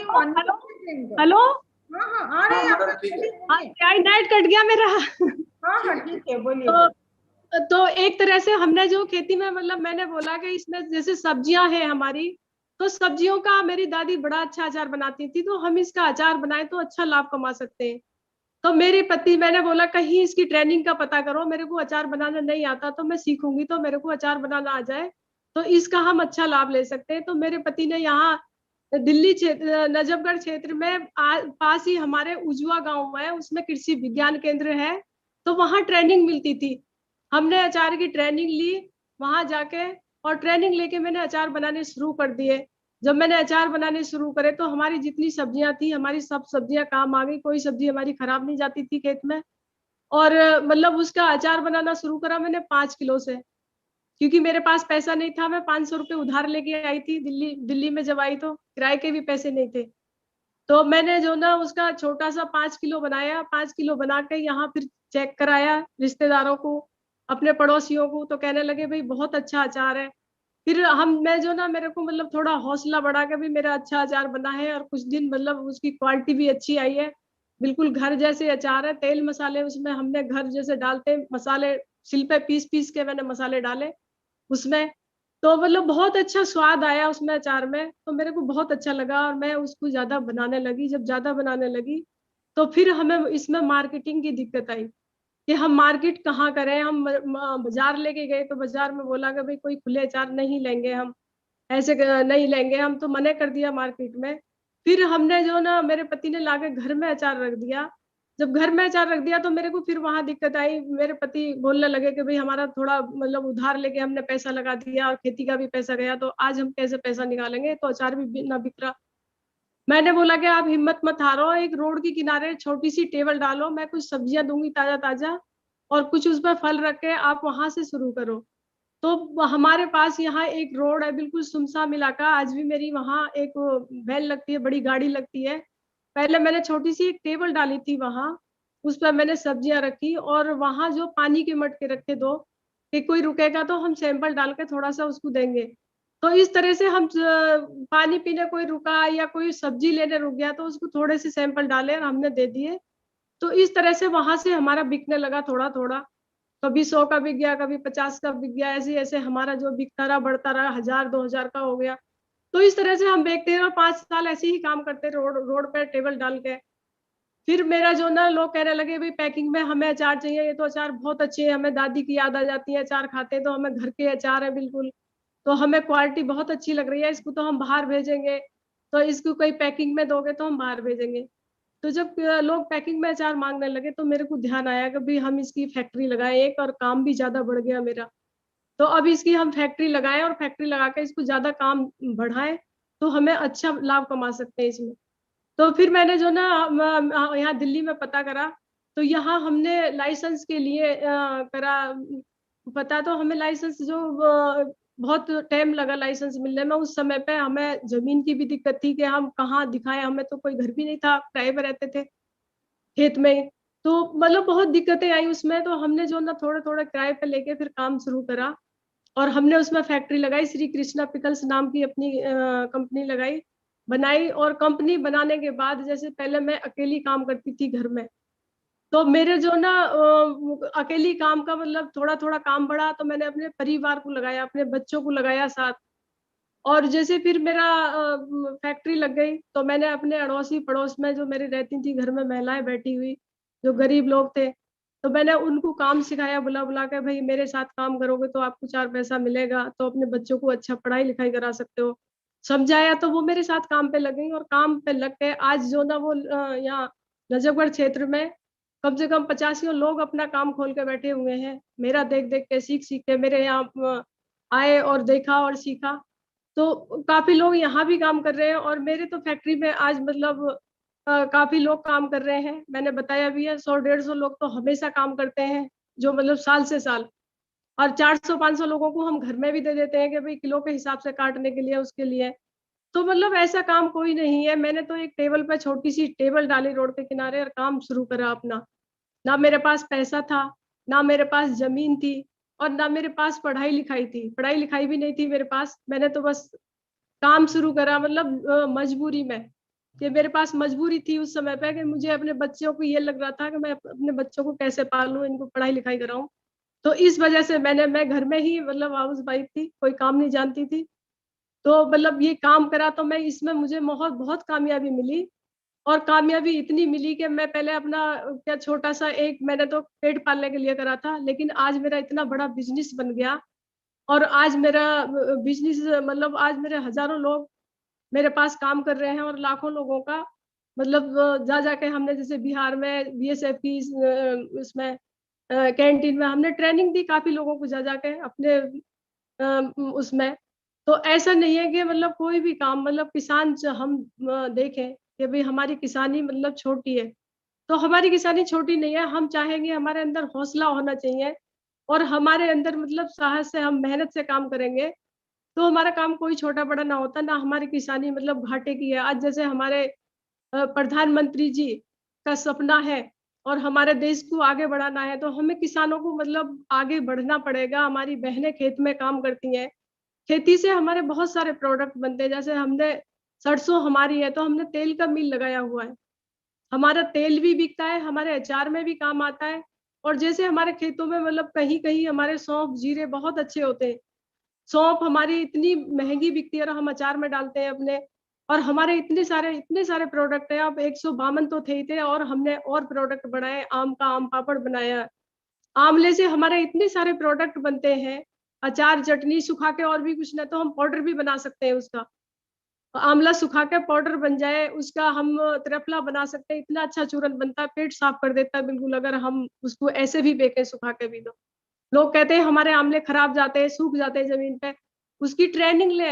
इतने हमारे देश में कृषि विज्ञान केंद्र है, ट्रेनिंग ले जा जाके और उनका कुछ ना कुछ बनाए। हर प्रोडक्ट मतलब हर चीज बन जाती है, कोई भी सब्जी कोई भी फल हमारा खराब नहीं जा सकता अगर हम उसकी ट्रेनिंग लेके काम शुरू करेंगे तो हमारा कोई भी फल और सब्जी खराब नहीं जाएंगी। और जैसे टमाटर है, टमाटर की सॉस हम बना रहे हैं, इतनी अच्छी सॉस बनती है टमाटर की यार।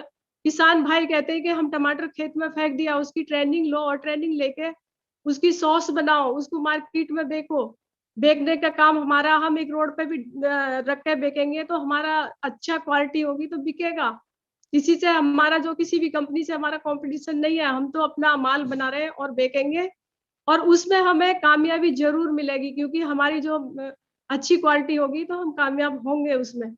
तो ऐसा कुछ नहीं है, जैसे अब मेरे पास कुछ नहीं था, मैंने शुरू करा तो किसान भाई हिम्मत नहीं आ रहे हैं, मेरी बहनें आगे बढ़े और आगे बढ़ के काम शुरू करें। जैसे हमने मसाले की अपनी चक्की लगा रखी है, हमारे मसाले भी बिकते हैं, अचार में भी पड़ते हैं।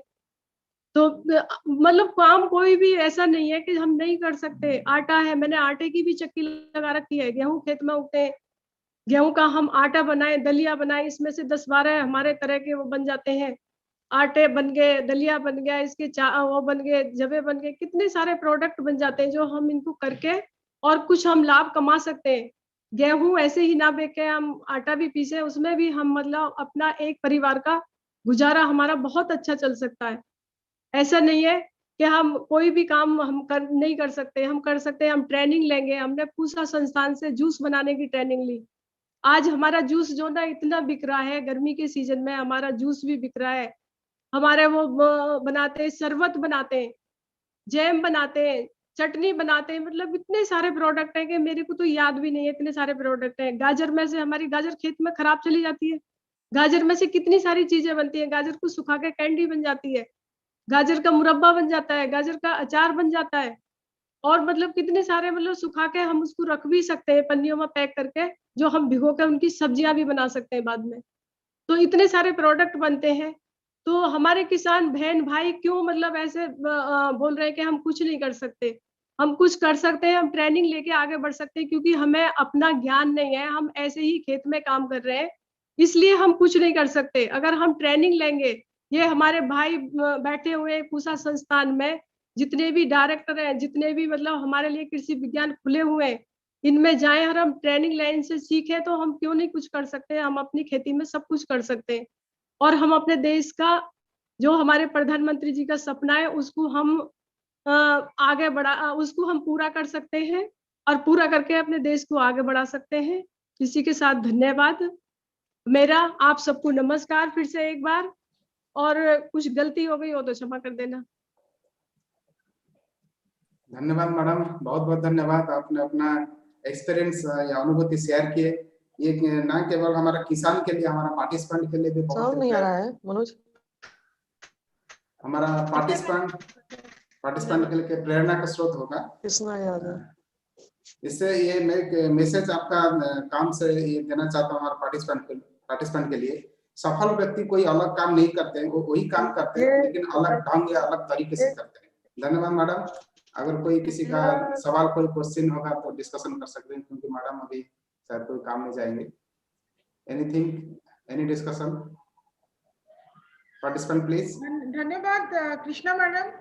हाँ जी, धन्यवाद जी। आपके साथ हम लोग बात में की थी और आपने यहाँ प्रोग्राम ज्वाइन किए, और आगे उम्मीद रखते हैं कि आपका जो अभी इंडस्ट्री जो भी करने वाले हैं, और जैसे कि हम लोग कभी, क्योंकि अभी तो कोविड का ये से हम लोग बाकी जैसे फिजिकली बुला नहीं सकते, तो आप आने से हमारा भी यहाँ महिलाएं बहुत सारा गोष्ठी है, और हम लोग मतलब आपका उदाहरण जो मिसालें बनती है ना कि उदाहरण कि कैसे आप लोग गए हैं मतलब ऊपर, तो कभी मौका मिलेगा तो ये जो कोविड का मतलब कोरोना जाने का बाद उम्मीद रखते कि आप एक बार भुवनेश्वर आइए, और ये जो हमारा संस्थान है ये महिलाओं का एक ही संस्थान है, हमारा जो काउंसिल का, इंडियन काउंसिल एग्रीकल्चर रिसर्च का, ICAR का एक ही संस्थान है जो कि महिलाओं के ऊपर, कृषिरत महिला पर कार्य करती है। तो आपको किसी कार्यक्रम में हम लोग बुलाए कि कोविड का बाद थोड़ा सा, और आपका जो अभी शेयर किए हो आपका अनुभूति, जो भी इतना तक लंबे सफर में आपका जो आप लंबे समय तक घोड़ा मतलब वो ऊपर गए हैं, तो यहाँ भी हमारा जो महिलाएं हैं बहुत अच्छा काम करते हैं, तो आपसे सुनने के बाद उनका आगे का रास्ता मिल सकती है। तो आप इस कार्यक्रम में ज्वाइन करने के लिए बहुत बहुत धन्यवाद आपका। बहुत बहुत धन्यवाद, और जब बुलाएंगे जब हम हाजिर हो जाएंगे। अभी थोड़ा सा दिक्कत चल रही है कोरोना की। हाँ, अभी थोड़ा नहीं आ सकते, जब बुलाएंगे आप जब आ जाएंगे। ठीक है जी, धन्यवाद जी। Then, thank you, madam. Then I would like to invite and welcome to our lead speaker, Dr. Ravindranath Padaria. He is a professor and head agricultural extension, ICAR-CIWA, New Delhi. I would like to brief about his biodata. He has more than 27 years of experience in research, teaching, and extension systems. As course leader, he is actively involved in methods of social research, behavioral science, and advances in agricultural extension since 15 years. He has made significant achievements in developing extension models, socio-economic assessment of BT cotton, farmer participatory assessment and refinement of technology, indigenous technology and its validation, integrated farming system, and USA N-Krishi for climate change adoption, and gender empowerment and development of technology information center, and also village resource center and custom hire centers also. He led World Bank GP and NAIP project entitled Strategy to Enhance Adaptive Capacity to Climate Change in Vulnerable Regions, and developed sustainable and inclusive models and strategy for climate change adaptation, livelihood security, and enhancing entrepreneurial orientation. He has more than 100 national and international publications in journals and international journals of record. He has been bestowed with Best Teacher Award conferred by IRI, Jawaharlal Nehru Award by ICAR during his PhD program, Bharat Ratna Dr. C. Subramanian Award, and Swami Sahajanand Saraswati Award in Extension by ICAR. So help me to welcome Dr. Ravindranath Padaria to this scale, please. Very good morning to all. Thank you, Dr. Sahu ji, for an elaborate description about me. That's a wonderful opportunity given by Honorable Director and Dr. Sahu, Dr. Lipi, to join with this august team of the speakers as well as the audience related to women entrepreneurship. And women entrepreneurship is not only an issue for research, but also for development and policy initiatives. A lot many things have been deliberated, and the country needs to look into this subject at a broader scale, as well as with the in-depth investment. Why it is so that even the Niti Aayog realizes that out of 58.5 million entrepreneurs in India, only 14% are contributed by women. And though they are providing employment to around 14 million people. So it is a great subject. And already this institute, Central Institute for Women in Agriculture, has been doing a commendable work for women empowerment by developing the women-friendly technologies, particularly for drudgery and farming system development. And I really congratulate Honorable Director Dr. Srivastava ji and whole team of the scientists to cater to the needs of the women for gender empowerment and now women entrepreneurship. So I welcome you all. A little bit of my experiences, what we have tried to do through certain kinds of extension approaches. So I'll like to share some of my screens, and some things I'll talk without the slides. So the topic suggested for me was related to, I don't know. A topic related to me was given on woman entrepreneur, opportunities and challenges for agriculture extension and impact on socio-psychological variables or behavior of the farmers. But this subject is purely for extension, but it is linked to all the technology generators as well as to the users and our the clientele group, that is the woman. So how we can promote this woman entrepreneurship, that is a great challenge, but the subject is so intensive in dimension. You can see the challenges, even the reports of human. presentation mode में ले आइए. आ रहा है, दिख रहा है? Are you able to see this? दिख रहा है, लेकिन presentation mode में नहीं. हाँ, yeah, it is. So sometimes in presentation mode it is stuck up. That's why I thought it is safer to keep. Thank you. We shall move with this. So even the share of women's contribution in GDP, that is average, and India ranks 131 out of 162 countries in gender inequality index. Even the global gender gap index, India shows the rank of 112 out of 153 countries. These are the worrisome issues. But if you see the kinds of approaches extension has adopted, many things what has been suggested that it can, like FAO has said, that given the chance for equal accessibility to resources, production can increase and income can increase. So what I tried to find it out, even the Amartya Sen has talked about that woman empowerment, woman leadership, and woman entrepreneurship has to be given a better treatment and better opportunities, as well as facilitating or enabling environment. So many people have talked about this. So we are in a right path when we have taken this subject. So definition wise also it says, as just our Krishna Yadav ji was talking about, how she could initiate, organize, and now she is running a multi-crore business enterprise. And Government of India has given a kind of a definition also. That is the target. We have to see that minimum financial interest of 51% of capital should be generated out of their venture. So in these kinds of scenarios, why are some of the women have come forward, and why many of the women have not been able to do so? Many of the researchers have given the several kinds of the factors which enables or which belittles the confidence or the risk-taking abilities or economic independence or level of motivation, status in the society, freedom, and many of those factors which limits woman entrepreneurship. But then some of the constraints is also related to on the two fronts. One is on personal front as well on the societal front. Both the fronts we have to manage. As a development agents, we have to see that it's not only the capacity building of the individual, but social or economic platforms or environment, enabling environment we can create by certain institutional innovations. What kinds of institutional innovations we can bring in so that more of the entrepreneurial uptake or entrepreneurial, we can say that there is one term, total entrepreneurial activity. The Global Entrepreneurship Monitor talks about total entrepreneurial activity. What is the rate at which woman takes up the entrepreneurial activity? That needs to be monitored and that needs to be facilitated. So it can come up only when we give a proper, the platform. Just on the occasion of International Women Day, that was a famous cartoon coming up. Everyone must have seen that. So you can bring many people and give a common task, and some will pass, some will fail.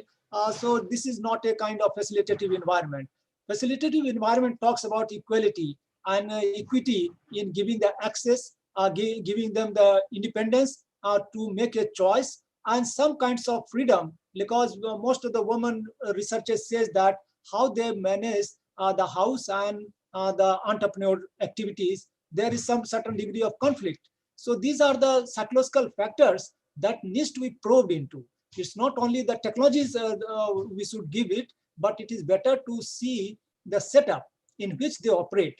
And most of the time we forget about those kinds of climatic situation under which women are embedded in the social or economic, just like in a nucleus in cytoplasm, a woman in a social structure. Similarly, we have to see that how the woman can be facilitated for equity and given the freedom to make choice and minimum of the conflict.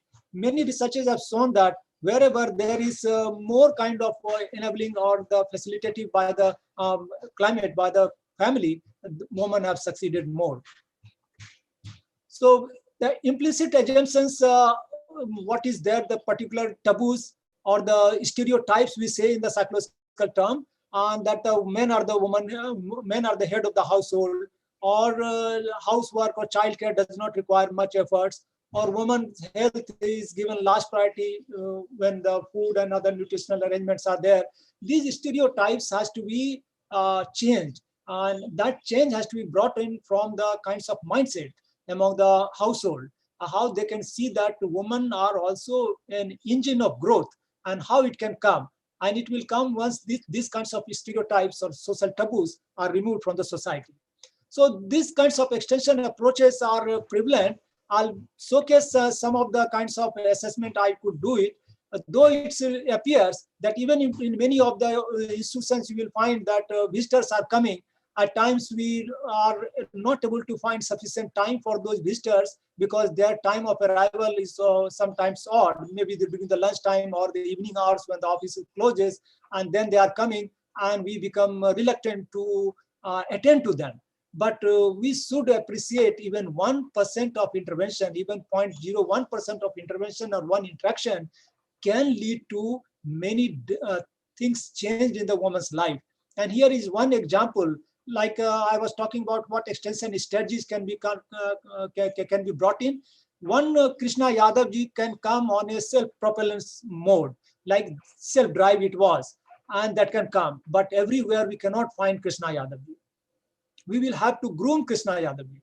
Sometimes alone Krishna Yadav ji cannot sustain, so a group of Krishna Yadav jis, kind of a baton. I just in the military we have a baton. We have to form a group of Krishna Yadav ji. Together they can sustain. So similarly, this has happened in Palamu district of Jharkhand. These tribal women had not visited anywhere after their marriage. From their villages, they had not gone out. But then one exposure visit through Atma to the nearest Birsa Agriculture University, they could learn about the cultivation of turmeric and some vegetable cultivation. Once they returned, these all women group united together. And they thought that why not to cultivate the similarly vegetables, which is more profitable. And they again asked for those officials, where are you? You had taken us to the university. After that, you are not coming back. We want to take up vegetable cultivation, guide us how to do that. So they were guided to form an SHG, and there was some facilitation by Atma that if you form an SHG, 10,000 rupees as a budget you will be given to start an entrepreneurial activity. And this is exactly, they did it. So with the SHGs, they could get this money and they took some seeds and some land on lease and they started working with 11-member group. Now they are earning a profit of 40,000 per acre. And now they are earning more because more of the lands are coming under lease through them. So this is a kind of institutional arrangement that is one, exposition to the technology. Other is related to the kinds of the social control what the men had on this woman, that you are only supposed to cook and bring some kinds of firewood or other keeping of the children. But they found the liberty with the new knowledge. They were empowered and they could take the lease land on lease and they started cultivating vegetables and they are earning a lot. So that freedom could come in. So these kinds of institutional setup can be found in many places. But how to replicate it, that is a major challenge. Even one case is of exposure visit of a woman of Muzaffarpur district of Bihar. They had never moved out of their village after their marriage. Again, they visited Haryana, that is Karnal, and they learned about apiary. And when they came back, again, they were asking the Atma people that you had taken some last year to some place and we want to go for apiary as our enterprise. And so again, they were asked to form a group and they were given 10,000 rupees. And with that, they had some boxes and slowly and progressively they multiplied the boxes, and they are earning now in lakhs annually. And what has happened, if you calculate the cost with one-time investment of 799.8 rupees per mandate during the exposure visit, now recurrent net income generation per mandate is rupees 80 per day. So that is the kind of empowerment, or that is the kind of enterprise they are having.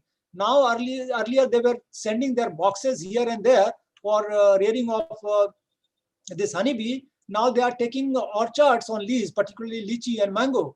And that's why they are having own kinds of enterprise, and that is expanding. Now it is a kind of collective entrepreneurship. One alone woman could not have come forward. There are examples like Krishna Yadavji. So many other examples are there. But most of the time, small marginal farmers or tribal women, they can come together only when you have some kinds of collective mechanism.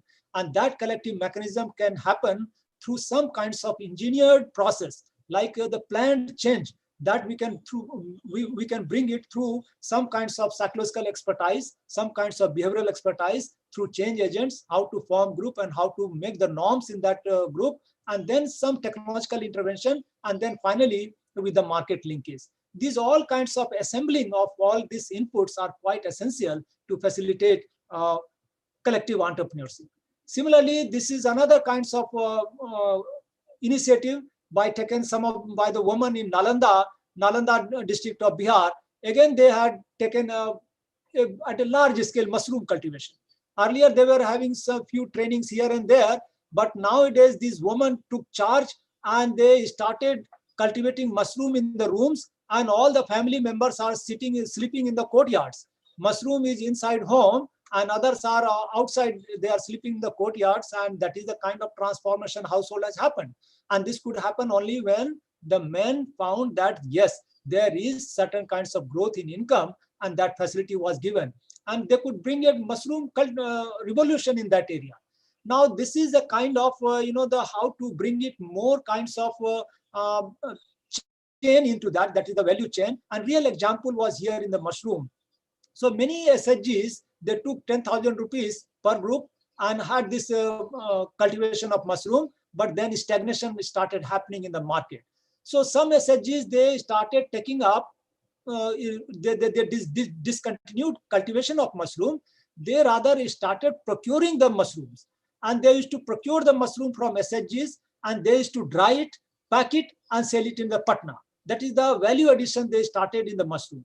And the third generation could happen. Those were the initial women who had taken up. They started cultivating the seed material for this, so that these kinds of materials were supplied to many SHGs. So they were earning on that front. So that is the kind of chain is started from the mushroom, and it is all because of collective approach of the woman. And that is very important, that how do you manage the collectivization process among the women. That is a kind of expertise every extension people should have. It's not only the giving the advisories, that is not only essential. What is essential is how to have the understanding about the social factors, behavioral factors, then the village dynamics. So how do you create the grouping? How do you create the collectivization? That is more important. So I tried to find it out how the women groups, they also sustain. Most of the time we are talking about the farmers should be made a group, and even the government of India now wants that farmer producer organizations, they are the major, they will be the major drivers of entrepreneurship or the doubling farmers' income or enhancing farmers' income. But many times you will find that they are registered, and after that they are defunct, and they are not able to do that business. So sometimes they come together, and after that there is saturation and the people have their own path.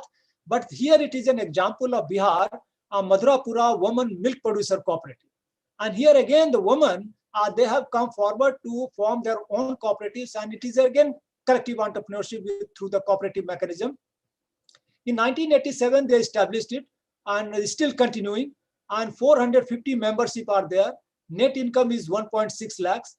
And to maintain the kind of credibility or the trust among the people, or bringing more people into the fold, they have created some kinds of welfare fund. And that is another dimension to add to the how to sustain certain kinds of institution or sustain some kinds of collective groups. So they established educational fund.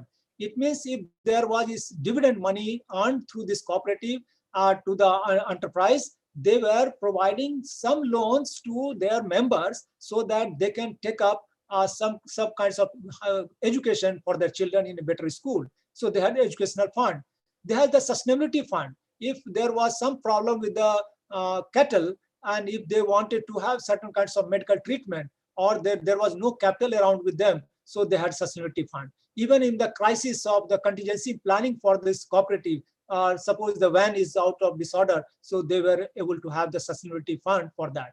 And one measure was the animal welfare fund, and that is the another kinds of virtues they had. So because the insemination part or the vaccination part or the nutrition part for the animal nutrition, these all things were done through this cooperative. So every household, those who are the members of this and selling the produce and having the value addition things done at a common place, so they were providing all kinds of provisions for animal welfare.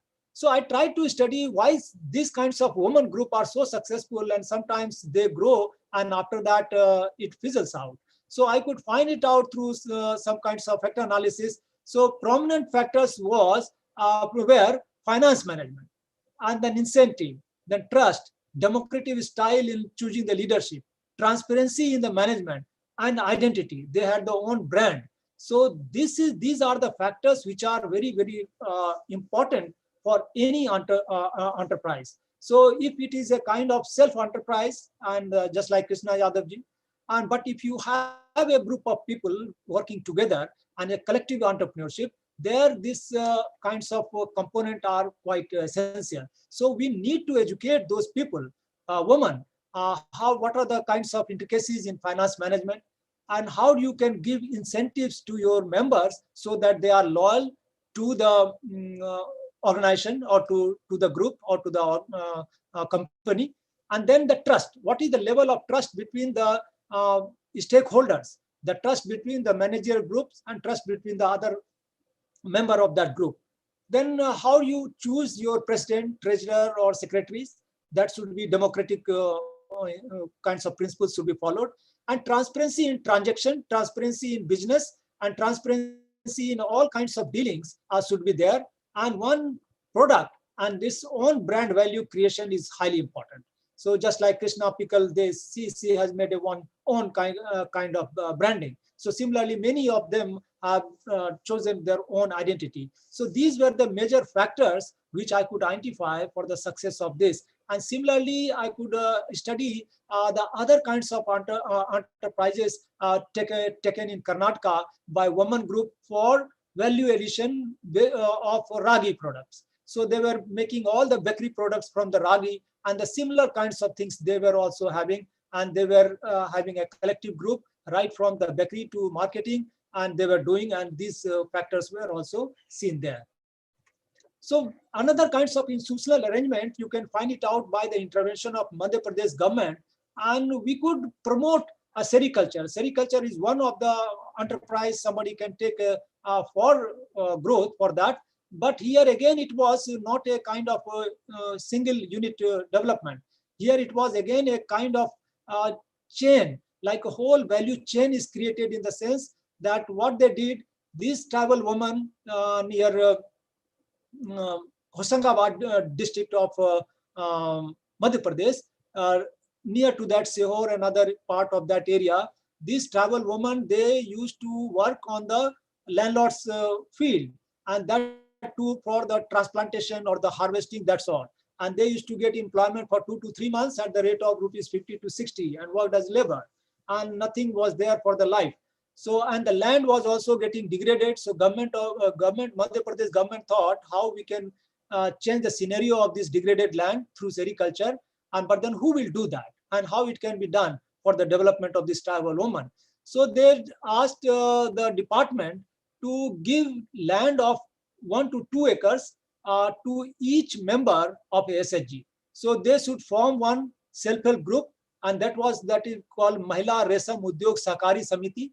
It means women enterprise cooperation for related to sericulture. They were formed, and these each SHG, every member will be given 1 acre to 2 acre land on lease.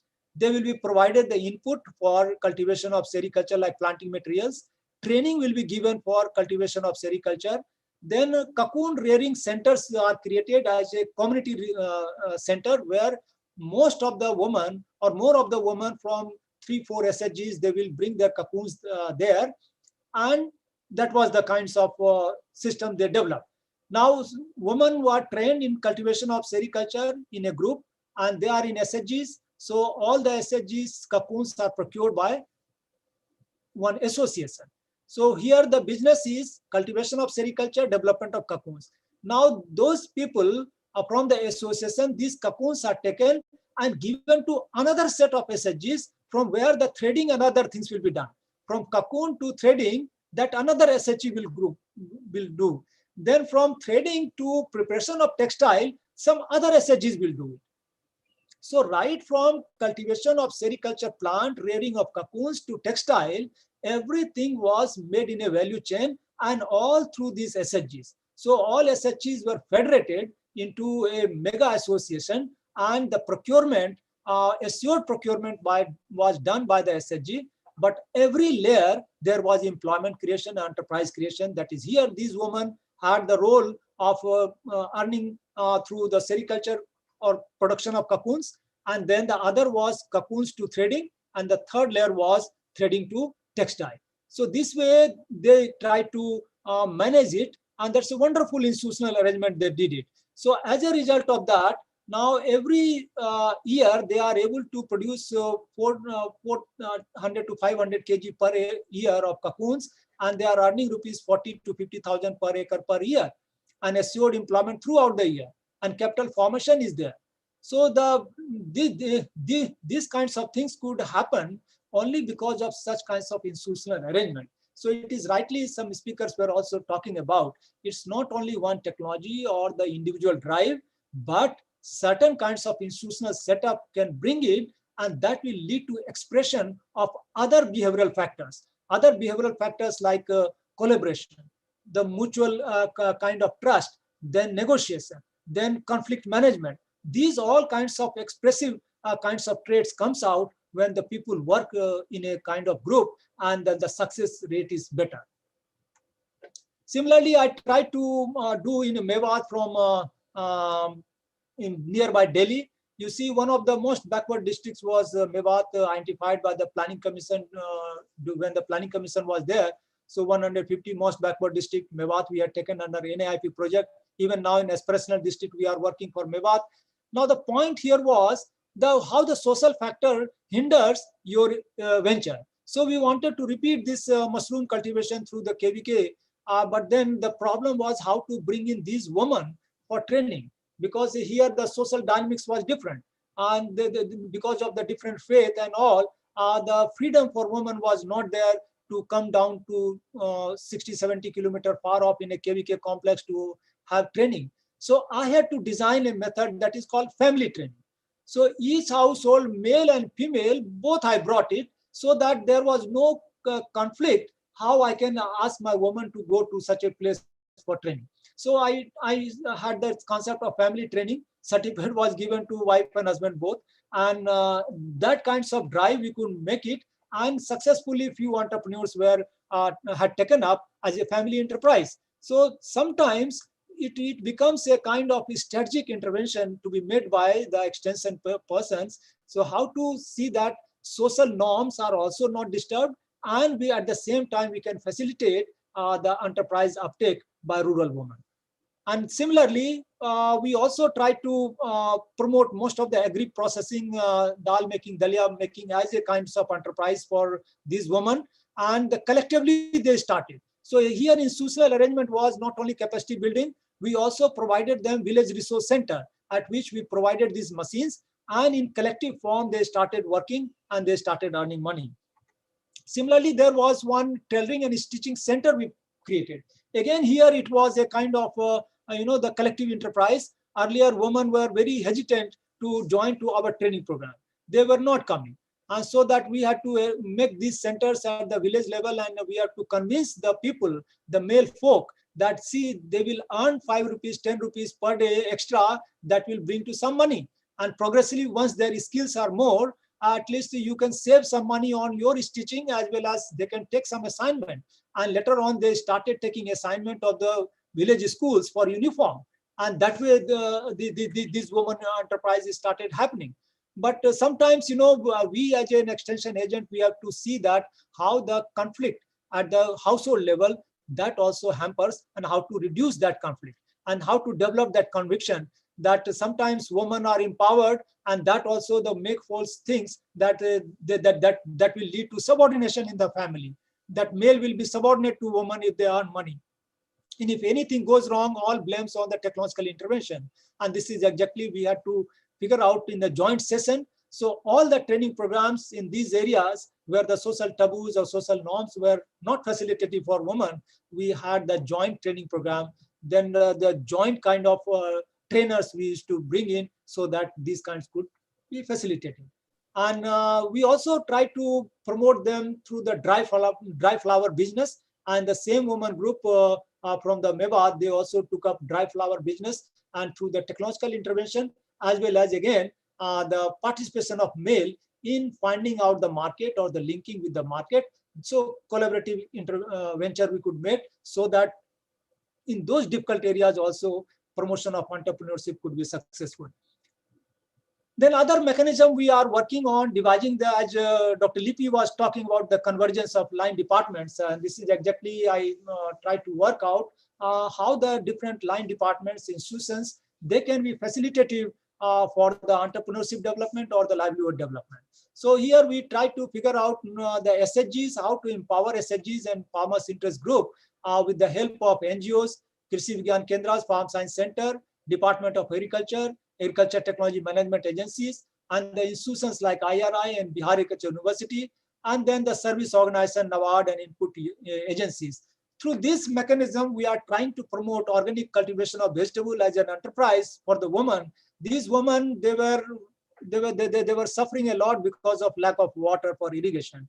During the summer and the other, the fag end of the fab, they were not having water to irrigate to their crops. So we wanted to promote the solar-based kinds of intervention, and so that the vegetable cultivation can start. So it was integration of technology, solar-based irrigation facilities, then organic inputs, as well as vegetable cultivation as the diversified form. So organic cultivation as an enterprise, we tried to figure out. So here again, it was a kind of collective venture. They pooled money, 99,000 rupees, and some support was given by the NGOs, and we could provide some support through other agencies.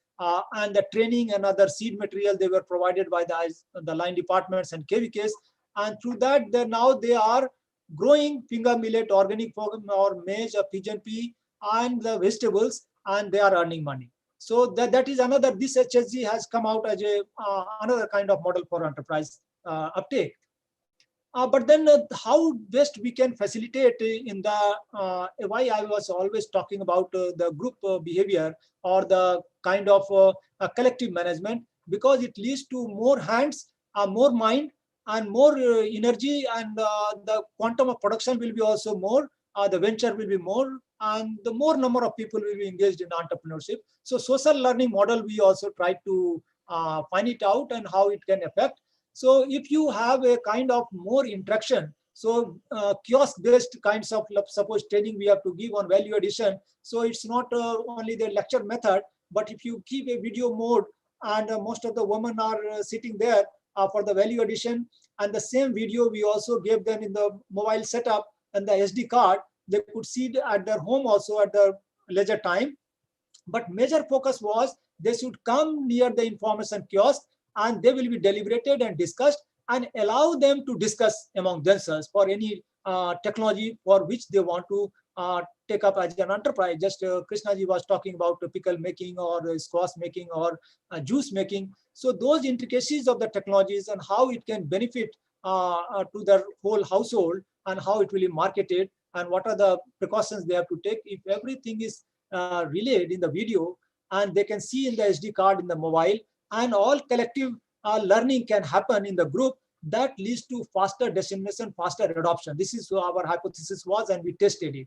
You can see the kind of before social learning practices, the interaction pattern of women was not so dense. But after social learning practices, what we started, see the interaction of the woman, density of the communication increased. And as a result of that, most of the clarification about any technological component was better. And you can find the density of communication increased by 151%. Number of ties, how many people they are approaching for meeting, that is also increased by 155%. An average number of connections per node per person, how many people are coming to them or they are going to them, that increased by 155. And geodesic distance decreased by 32%. It means how much time they will take to interact with other person, that also reduced. And compactness of the group, cohesiveness increased by 37%. That is enormous kinds of change. It means if the more compact a group is there, more cohesive group is there, trust will be more, and the venture or the kind of things they want to take up as an enterprise, that will be more successful. And this is the another model we try to test it. Now, even when the women are already there, we can also groom children, girl children, to be the knowledge workers for their parents in terms of many things. So this model I try to set into the preparedness of the children, young children, by giving incentive for seeds or the seed treatment material. The only object was, how do you sensitize your parents about the value addition or entrepreneurship development or climate change or any other technologies. So these school children can also, this model of school children, that can be also helpful to promote enterprise uptake. And if they are sensitized about agriculture, they should not know that only agriculture means soiling the hands with soil, or taking off your shoes and entering into the deep water paddy, soiling everything. No, there are many avenues through where you can earn better than any other company. You have the choices for enterprise. So these sensitive kinds of issues, we try to share with these school children, and we develop them as knowledge workers for that area. There are many other programs Government of India has taken for women entrepreneurship, like Bharatiya Mahila Bank and Pune scheme. Many things are there. So our purpose is that most of the time our group of people are not aware what are the schemes, what are the provisions for them. We should be always providing such kinds of information to our people, so that they get chance to visit that office, maybe the women and children office, or the KVKs, or the Department of Agriculture, from where they can get some kinds of incentive benefits and taking the benefit for entrepreneurship development. So this was in nutshell my experiences. Thank you so much for giving me this opportunity. Thank you so much.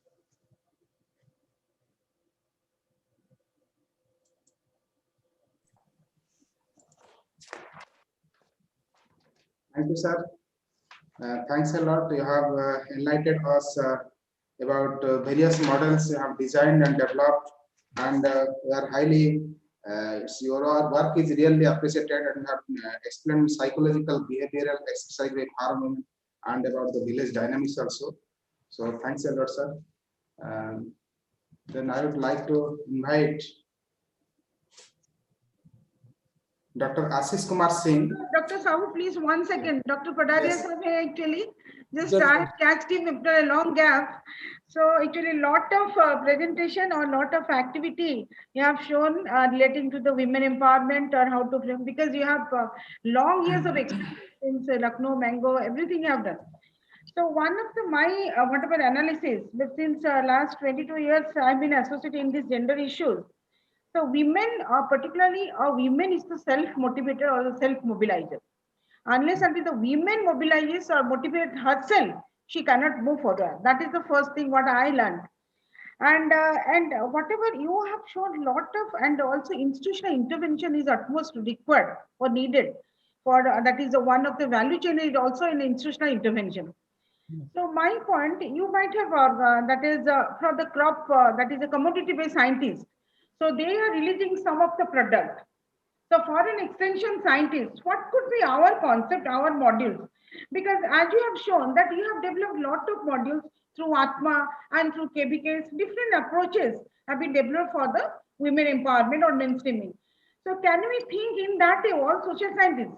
Because suppose in case of I was in Rice Research Institute, so they have been developing some of the products or the rice varieties for a particular ecosystem.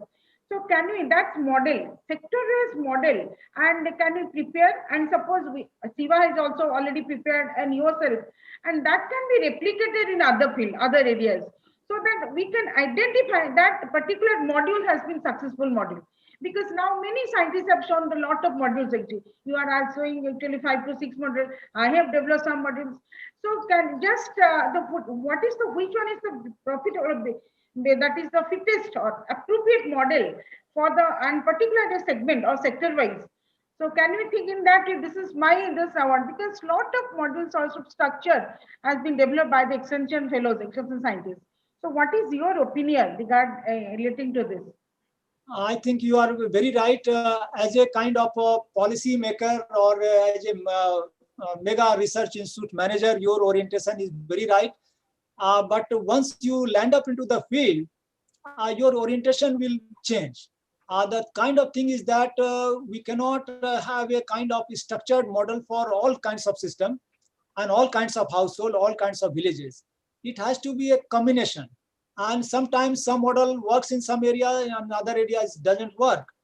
So it doesn't mean that model was wrong, but only thing is that what is the context is specific. Sometimes a combination of models we have to work.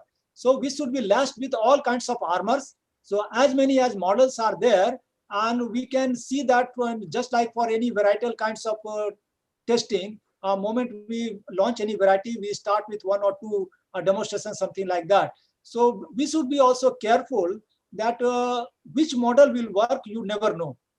Sometimes simple one lecture is sufficient enough to trigger off all kinds of development.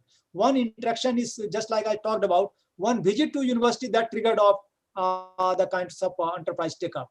So we cannot generalize. That is the another kinds of problem with us, because everywhere the social kind of characteristics, ecological characteristics, so variant, so diverse, so it becomes very difficult. But yes, some of the mega inputs we can take up and calibrate it according to the different ecosystems. No, you are right, actually. You are very right, because we can keep the basic structure of the model same, because and as this differs as per the needs and perception, what exactly requirement of that area or the farm woman, that can be changed. But the following, suppose a model, lot of model actually manage all Hyderabad, your people, IARA also, lot of that agri-nutrient farming system model also. So that can, the basic structure, we can keep intact of the basic structure, and but it will change obviously, but the needs and the demands and requirements of the situation change. But that can be actually, we can popularize those things. So thank you very much. Thank you. Thank you so much, Dr. for giving me this opportunity. Dr. Lipi, Dr. Sahuji, and our Honorable Director, Dr. Srivastava-ji, it's a great opportunity to interact with you and given me this platform to share some of my work. Thank you so much. Thank you, sir. Thanks a lot. Let me to invite our lead speaker, Dr. Ashish Kumar Singh. He is currently serving as principal scientist in Dairy Technology Division at National Dairy Research Institute of Karnal. He has over 22 years of experience in research, teaching, and extension at ICAR-CIWA. He has expertise in food and dairy processing, teaching and capacity building programs, business incubation and entrepreneurship development. He was selected for Erasmus Mundus Scholar as visiting professor for teaching and research guidance to international students at different institutes of Ireland, Germany, and Belgium. He has developed and commercialized the technological package for the composite dairy foods based on milk nutrients and underutilized plant commodities. He is now working on harnessing the nutritional and therapeutic virtues of milk, bioactive, and other functional foods. He is credited over 225 publications in journals of international, national report, books, and articles also, having high impact factor and citation index. He has filed 5 patents and 1 is also already granted, and transferred 16 technology to stakeholders.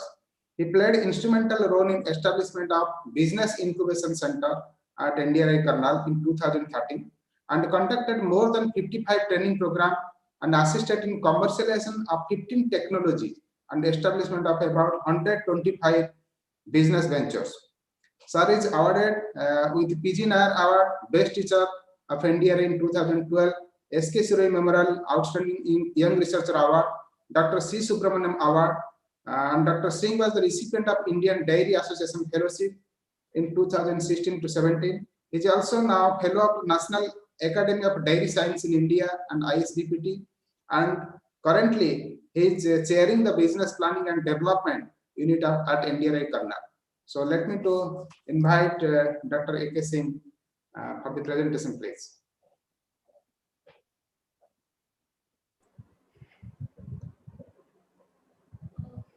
My screen is visible, slides? Yes, sir, yes. Okay. So, very good afternoon to all, my distinguished galaxy of expert lecturers, Dr. Sahu, Director, Central Institute of Women in Agriculture, Bhubaneswar, and all participants.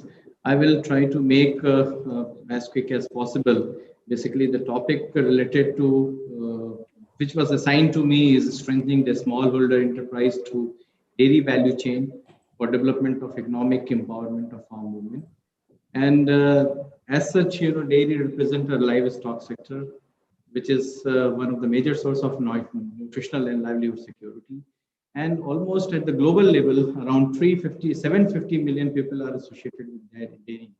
And what we have witnessed over the years is that any sector of Indian agriculture is transforming from conventional farming to technology-led agriculture. And this is exactly happened to a certain extent in livestock sector also, which is contributing around 25% of the agriculture GDP.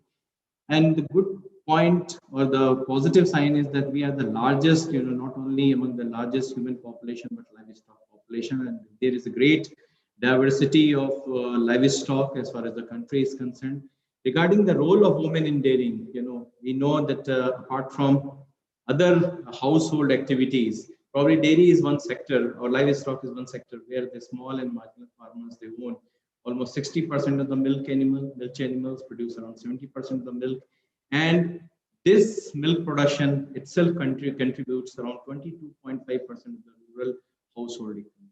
Regarding the major role which is exactly played by women in dairying is in animal rearing. So whether the activities like harvesting of fodder, feeding of animals, milking, milk collection, selling of milk and milk products, all these kind of operations or activities, these are carried out by the women. So there is not a single point which I can pinpoint where the women cannot have a role regarding their empowerment and also become an entrepreneur, whether it is animal husbandry as whole or only the feed and fodder management, because there are certain business model. I will not go into the detail, but if any individual is interested, I can share with him that how this feed and fodder management, cultivation, its marketing can create a business kind of model, and disease management, milk collection, of course, and processing and marketing. So because my major domain of area where I worked is processing and marketing, so I will continue with that one. Regarding this Indian dairy sector, it is not only one of the biggest subsector in the Indian food industry, but we are also having a share of around 22% of global milk production. The positive signs are like if you look at the figure which by 2050, our growth rate is almost 6%, which is exactly attuned with the requirement. And probably dairy is the only sector where you will find very higher level of processing, 35%. So whatever we are producing, majority of which is processed, and among the various kind of farm related employment, probably dairy creates more on farm and off farm job. In India, almost 75 million rural women are associated with dairy activity. But on the one side, we are the largest producer, but as far as our presence in the international market is concerned, it is negligible. We are only having a share of around 1 to 2%. And this is despite the fact that we are surrounded by, or we are located by the countries which are deficient in milk and other dairy products, whether it is Asianic countries or like SAARC or Middle East or Africa. we have a very promising kind of market, but we are not able to tap.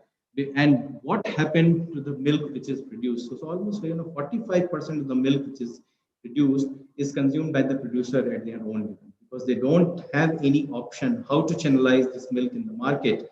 Remaining 55% milk is sold in the domestic market, of which 50% is still sold in the liquid milk. And believe us, liquid milk is not a kind of profitable proposition. So definitely, even if someone starts with the selling of liquid milk, either in packaged form or in raw form, they cannot sustain along. So for sustainability, definitely they have to look for some other kind of options. So, and out of that, 32% milk is converted into traditional dairy product, and 18% is used only by the organized or industrial kind of product. So our milk sector is still having a lot of issues like lack of hygiene, safety measure, absence of cold chain, and which often lead to the malpractices, problems in weight and measures. Middle may play a very exploitative role, and there is hardly any emphasis on value addition at the producer level. Moreover, the product which we normally produce in the traditional kind of sector is generally non-uniform, having very poor shelf life, because there is, and if you look at the complete analysis, then what are the problem areas is, so the problem areas starts right from the quality of milk. And if we have to transform our unorganized dairy sector into an organized one, I will not say that immediately we have to go for building of new industry, but even at a small and marginal scale, there is substantial scope for converting into a kind of organized way.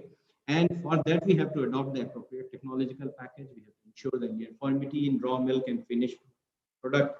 Then we have to also, because a lot of R&D, research and development has happened in the institute or organizations, but if you discuss with the traditional dairy processor, you will hardly find that they give you any due consideration, or they are generally unaware. So that results in huge losses, milk solid losses.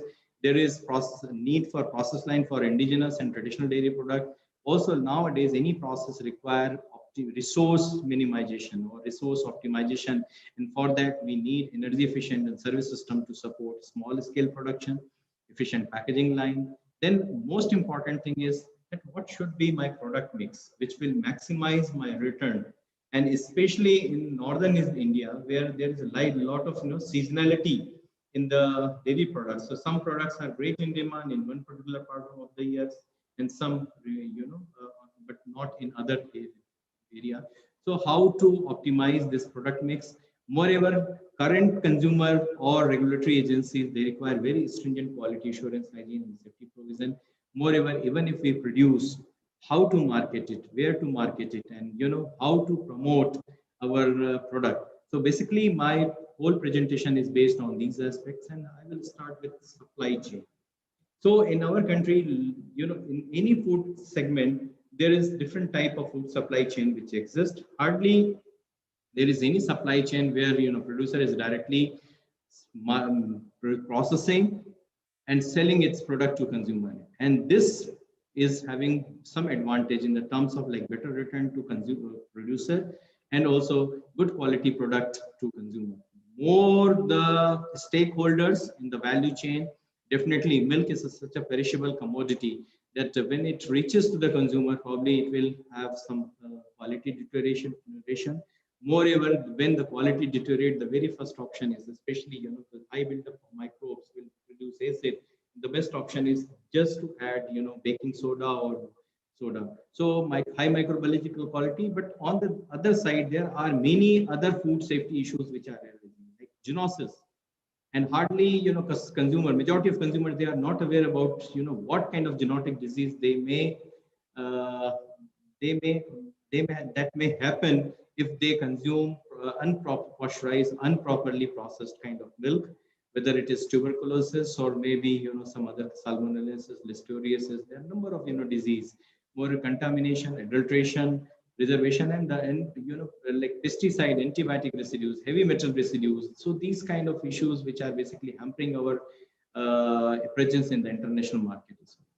Then one area which I would like to highlight is still, majority of customers, especially in the small towns or in rural areas, they, or even in urban area pockets, they prefer to consume or prefer to buy raw milk rather than going for pasteurized packaging. Okay, so a lot of innovation, and as such our regulations also do not restrict the selling of raw milk, but we have to mention it on the label. So there are a number of options. Either we can chill it, package it in bottles. Nowadays, earlier when the pasteurized milk was introduced, there was the issue of breakage of the bottle was major issue. Now we have a number of cushioning kind of materials which can basically take care of it. Then milk vending machine. There are many other options which we can go for raw milk. Then another issue, especially in the urban pockets, is like organic milk. Many times the milk which is produced by the our indigenous breeds is considered to be a kind of organic milk or A2 milk, which there is a lot of hype. As far as from the scientific point of view, we do not have substantial scientific evidence which we can prove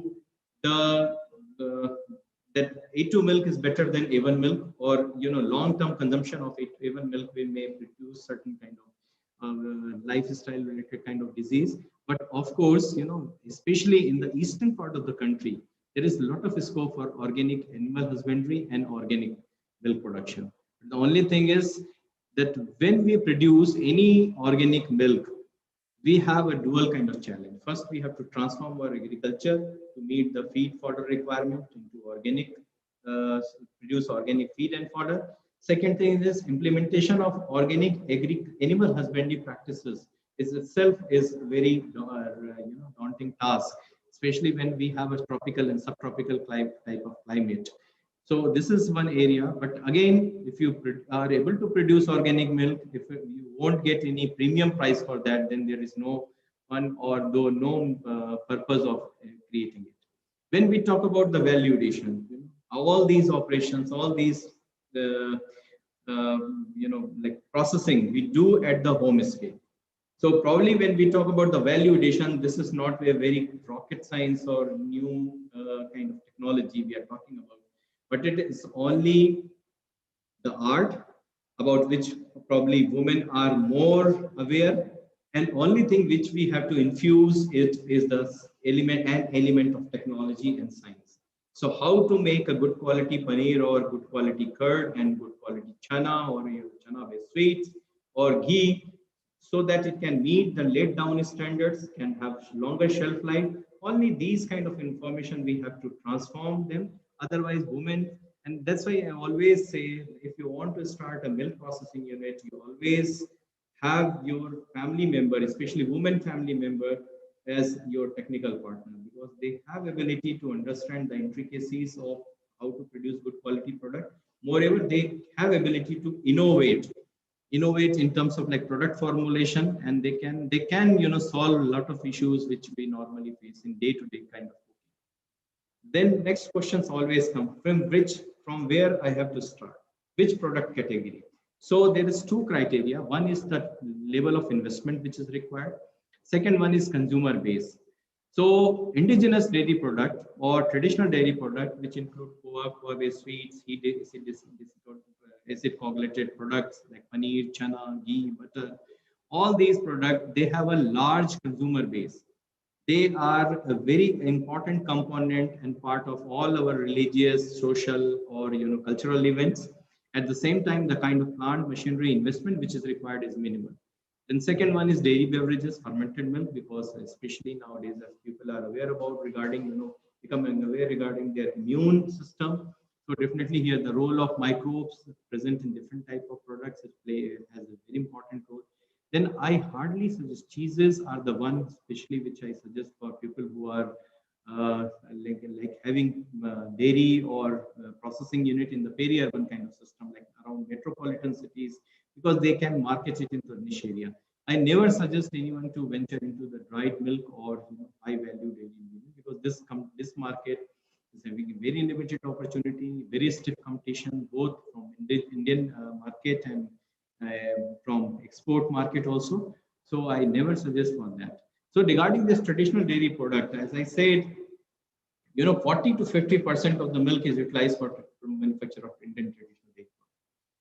If you carry out the SWOT analysis, you will observe that the kind of technology which is involved is simple. So that, of course, that will also require simpler kind of processing equipment, high profit margin around 100 to 200% value addition, and also you can innovate. You can change by changing the only the step or the level of ingredient. You can create a new category of product, lower cost of production, mass appeal.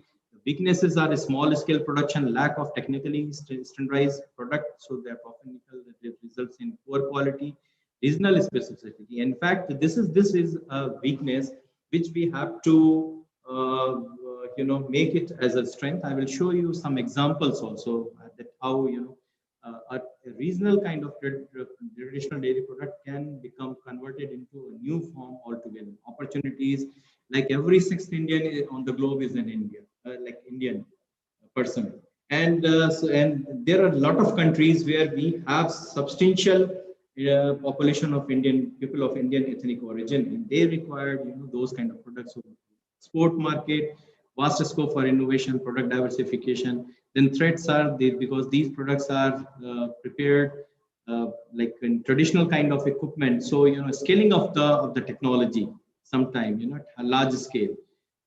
Modern method of manufacture may also raise production cost. So these are some glimpses of technologies, like the processes which we involve: fermentation, heat desiccation, heat acid coagulation, addition of cereals, and followed by heating, fat concentration. And based on that, there is a great diversity of traditional dairy products. Some are regional, some are having a presence across the length and breadth of the country. And nowadays, these products are, despite they are rich in calorie, both in terms of sugar and fat, but still people are preferring it for all occasions. So prospective traditional dairy product which can be utilized as an enterprise, like simply one can have, if surplus milk, they can go for poha, chana, paneer, ghee, milk-based desserts. The only limiting factor is the short shelf life. There, like if one can approach institute like ours, we can always tell them that how you can increase the shelf life without any preservative, for these products. Then next category is dahi and other fermented milk product, because they have round the year consumption. The problem basically nowadays in India, we have number of companies which are selling cultures, and these starter, they are well-defined activity, and they not only improve the flavor, the texture, but they can also have ability to shorten the overall setting time, fermentation time. So by using different cultures, and a good thing is these cultures are available from 2 liters of milk to almost 20,000 liters of milk batch. So again, in the cheeses, there is substantial scope for fresher variety of cheeses, because Indian palate don't like or don't prefer ripened varieties. So mozzarella, cottage, processed cheese, cheese spread, which is constituting around 65% of the total cheese market in India, and feta cheese and ricotta cheese. And moreover, whatever survey is conducted by like different agencies, they also indicate that our cheeses has huge demand in the Middle East, but we are not able to tap. For example, mozzarella cheese exclusively, the best quality mozzarella cheese can be produced by using buffalo milk, and we are the largest producer of buffalo milk, but we have never tried to have exclusively brand of mozzarella cheese based on our buffaloes. We have number of breeds of buffalo, so we have not done any kind of study that which breed of mozzarella cheese having the best quality feature. Then many times people ask, what type of milk should I use for making? And except chana and cheeses, buffalo milk is considered to be the most suitable for manufacturing majority of traditional dairy product, because of some inherent features, both in compositional wise and also product quality wise. So if one is interested to have like a milk processing unit, and especially if their major target group is product category is traditional dairy products, and probably they have to source or keep buffaloes also for this particular activity. Sometimes people also ask, what is the conversion efficiency? Like, how per unit, like 100 kg of product, how many kg of milk is required, which is having around 4% fat and around 8.5% ethanol. And here you can see all fermented product. The milk requirement is less, but the output is more. And this chart why I have given is just to give an idea that how much is the level of value addition. Then how much one can by putting the selling price, they can even also prepare their product mix. That what should be their product mix so that they can get better return on the investment. One thing which is missing in the traditional milk marketing and packaging manufacturing system is the packaging. Packaging is not only a mean of containment, protection, and convenience. Especially nowadays, customers look for convenience also. But it is most importantly, it is a mean of communication. And as per legal requirement, we have to mention the nutritional fact, the kind of ingredients which are used, the best before date, whether the components which are used are animal origin or vegetable origin, made in India, or the barcoding. If you want to introduce our product in the retail chain, definitely these all features are important. Then coming to the marketing innovations, and these are some based on some studies, like the efforts which we have done with our entrepreneurs. Even if you want to sell raw milk, and any customer, any person is having a major issue whether my milk which I'm getting at my doorstep, whether it is free from any adulterant or not. So what we have suggested that you keep a kit developed by NDRI or NDDB. Then also our startup company that is called Dell Strip, they have also launched one strip-based milk adulteration detection kit. So you keep this kit along with either at the vending machine which you are mounted on the vehicle, or at the place like in housing societies, many persons have their vending machine. You just keep this kit and ask customer that if you want to check the quality of your milk, you can check by using a kit developed by NDRI Karnal. And it has done wonder. Like one person is checking, 10 other people are watching it, seeing it, and then when the moment they realize that my milk is free from urea, sucrose, starch, salt, neutralizer, formaldehyde, hydrogen peroxide, or any kind of additive, immediately it increases faith to the supplier. Another area which is generally a kind of deterrent in many food processing sector is the absence of processing line, processing system. But the dairy industry is lucky enough, because if we have 20 liters, only 20 liters of milk, for that also you have customized kind of equipments, maybe a cream separator, scraper assisted desiccation for POA, multi-purpose processing vat, paneer press, fermentation line. So a lot of equipments are available which you can use for hygienic and uniform quality product. Even in our institute, we have developed such kind of system which are suitable, both energy efficient and also that do not require any human intervention, and can process around 200 liters milk, up to 200 liters milk per batch. Regarding this marketing innovation, we have number of options. We can start with institutional catering, restaurant, retail stores. We can directly contact with sweet manufacturers. So if a group of farmers has initiated POA production, they can always collaborate with the sweet manufacturers associations of different states.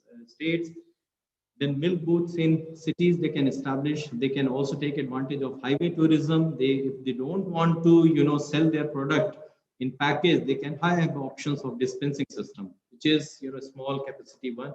So they can have both, and they can use flavored milk or whey-based drinks or ice creams, soft serve ice creams. They can also convert old vehicle into a food cart, and through this they can sell into the different places. Nowadays, even they can take advantage of app-based marketing system. I'm telling all these marketing initiative based on the effort and the success of the entrepreneurs from our business incubation center. Then this next point of my presentation is regarding the diversification. If you have to sustain, definitely you cannot continue with the limited range of product, and you have to keep innovate. So this diversification means new product development, and for that the three pillars are like pleasure, health, and convenience. Okay, and nowadays even the food safety and freshness like attributes are other added dimensions. If you add into your range of products, so prospective dairy products like fortified milk products, even the liquid milk can be fortified with vitamin A, D, calcium, and can be sold at premium price. Nutritionally modified traditional dairy product, probiotic, functional beverages, composite dairy food products, and specialized dairy products. So even the innovation, I'm giving an example of kulfi.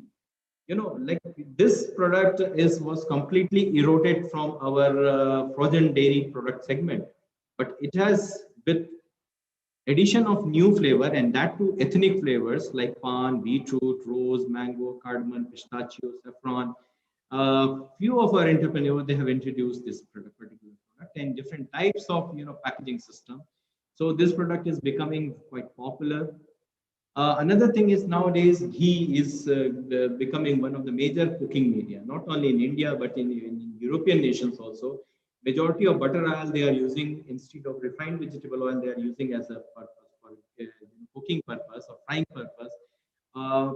Here some innovation we have done in terms of like adding bioactive components like curcumin or from saffron.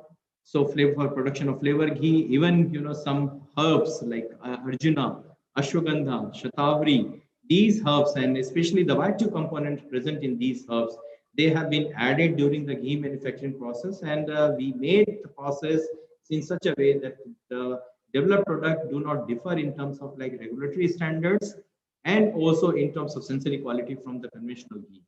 Similarly, other kind of innovation is extension of shelf life. And what we have done, we have identified the right kind of packaging material, for example, is of paneer and subjected it to thermal processing. And this paneer, one can keep even under refrigeration for 45 days. Similarly, this in-package sterilization method, we have developed technology for like paneer, milk cake, and many other products. And these products can be kept at even at ambient temperature for almost 2 to 3 months. The another innovation which we have done is dietetic, like because all our sweets are full of calorie and sweet. But the moment you try to replace, you cannot get the similar kind of sensory quality. So we identified the right kind of sugar replacers and also fat replacers, and developed process for dietetic burfi, rasgulla, gulab jamun, shrikhand, even chana-based sweets also, which are low in calorie. Then many times, when we process, there is production of like byproducts like whey during paneer manufacturing, ghee residue, buttermilk, and majority of processors, they do not find any option. So we have converted these whey, ghee residue, or buttermilk into various kind of drinks, chocolate burfi, or even in bakery product. So like whey-based drinks we have developed, whey protein-enriched drinks we have developed, which are and the technology is very simple, which we have also transferred. Then another innovation we have done, like many times, our some traditional product can also be converted into healthy product. For example, this product is rabdi, which is consumed and processed, produced and consumed in the states like Rajasthan, part of Haryana. And what they do, you add cereal flour into leftover or surplus buttermilk or lassi, and then allowed it to ferment. Next day they cook it again, dilute it with the fresh buttermilk and serve. What we have done, we have identified the suitable starter culture from the locally or traditionally produced rabdi and used it for manufacture of bajra lassi, sorghum lassi, oat lassi. So there are 6-7 variants which are both in salted as well as sweet version. Then non-boiled milk, of course, Dr. Dixit will elaborate more into it. But non-boiled milk, whether it is sheep, goat, or camel, because these are the 3 major categories.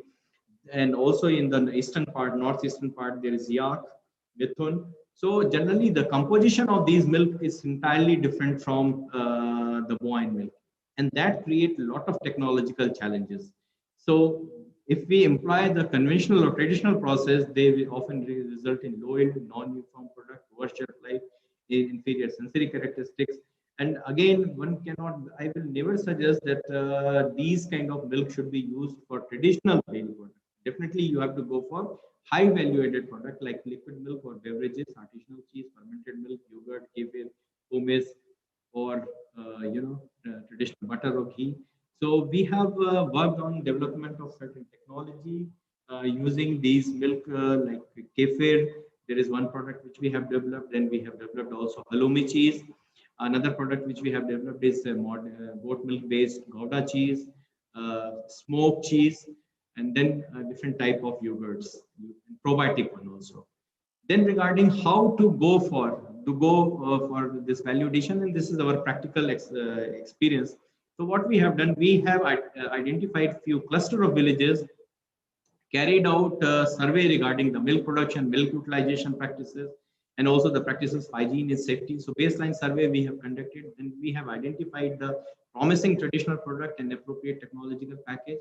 And here I would like to emphasize that in Orissa there are around 6 and 7 districts which have been identified only for milk and milk product in under one district and one product program of Government of India initiative.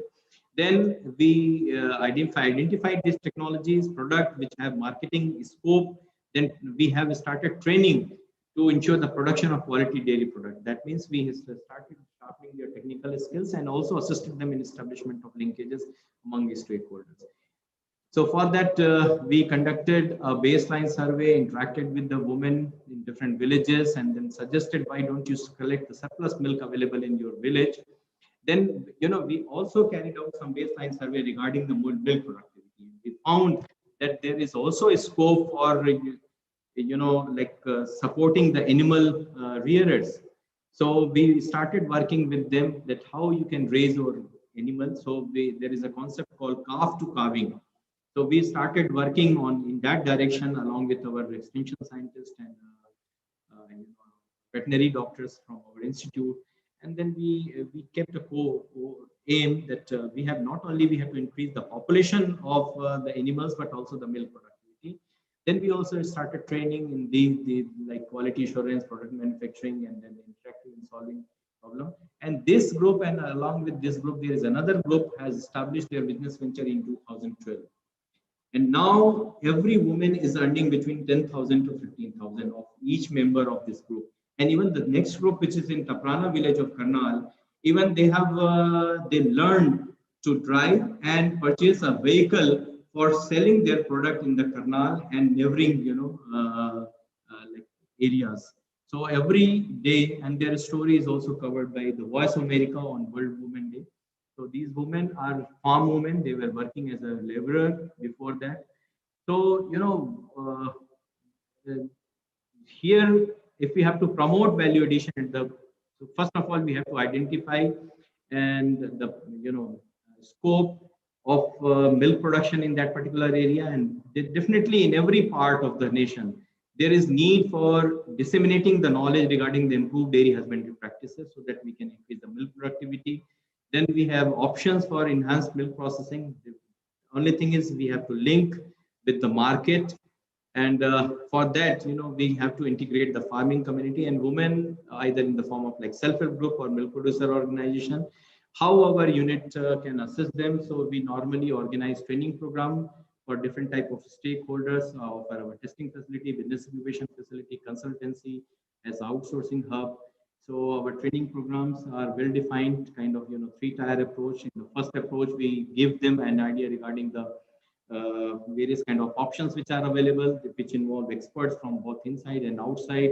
We also provide opportunity for close interaction with successful entrepreneurs. Then we have identified mentors for different problem areas, and these mentors basically work with these groups or individual entrepreneurs to solve their problem, to give them knowledge, and also provide hands-on training kind of opportunity. So we don't leave our trainees or startups at any stage of time. They can be enroll them as incubating company, and for that we provide all our plant, machinery, support, project feasibility report, submission to the regulatory agencies, getting the regulatory licenses from FSSAI, test marketing, commercial launching, and this we do it both in virtual way, like we form a core team which basically work at their unit itself, or there is another option that they can enroll with our incubation center and can carry out their activity in our institute. Apart from that, we also offer services like in the form of like dairy food testing facility, feed fodder analysis, karyotyping, supply of semen, milk filtration kit, consultancy services regarding the establishment of milk processing unit, breeding farm, which is again one area where women can take lead. Then farm advisory services. Every year we also release a compendium of our technologies. So here you will find, the cost of the technology, unique feature of the technology, whom to approach for commercialization of these technologies. Under our business incubation program, we have so far incubated around 25 business incubatee, provided close to 60 for technical support, 125 entrepreneurs we have supported, right, and trained in different parts of the country, including Odisha. So like innovation, what I would like to say that women entrepreneur must be trained and guided to following like quality issues, new innovative product development, test marketing, consumer feedback and technology refinement, and also development of business models. So this is even, they are farm women, but with due course of time, they will understand what is business canvas model and how to do it. And regarding the innovation, what we have done, there is a product called Chana Podo in Odisha. And what we have done innovation that our women students, they have developed different version of chana muffins. So there is slight modification. The basic principles of producing this chana podo is similar, but the only thing is here we played with the flavor, we played with the baking temperature, we played with ingredients, and we created different types of chana muffins, chana both in chocolate, like with carrots, with fruits and vegetables, and so this kind of product. And also we are marketing this product as high protein bakery product. And then also number of our other products are also developed by our women student group. And these students, they have to work for 6 months in our as a part of their experiential learning program. And during this period, they also sell their product with profit. 75% profit goes to student, and remaining 25% to others. Some other successful stories are like Mishti Farmer Producer Company, which is basically a group of around 300 milk producers, whom we have provided technical support both in milk production and also through business incubation program. They have purchased few of our technologies, and currently their business venture is 2.5 crore. Another woman entrepreneur is from Ms. Sarika. She is from Jaipur, and she has established a gear farm, and she is marketing her raw chilled milk in a gavel topping biodegradable kind of package, not only to like Jaipur, but in cities like in various parts of Delhi also. Apart from that, she has developed number of recipes for traditional syrups and spices combination. And under Olicia Foods Private Limited, you'll find their even Amazon, you will find their product. And she is the first one in the whole world who has launched olive tea, because they have a olive cultivation, but the olive fruits were not very promising one. They were not of good quality for oil extraction or for pickle making. So what she did, with our intervention, she developed a technology for drying the olive tea and then its infusion, so that it can be used as a refreshing tea. So there are a lot of government support system. The best one is Dairy Entrepreneurship Development Scheme, which is operated by NABARD. Startup India, Dr. Padari has already told about few of these schemes.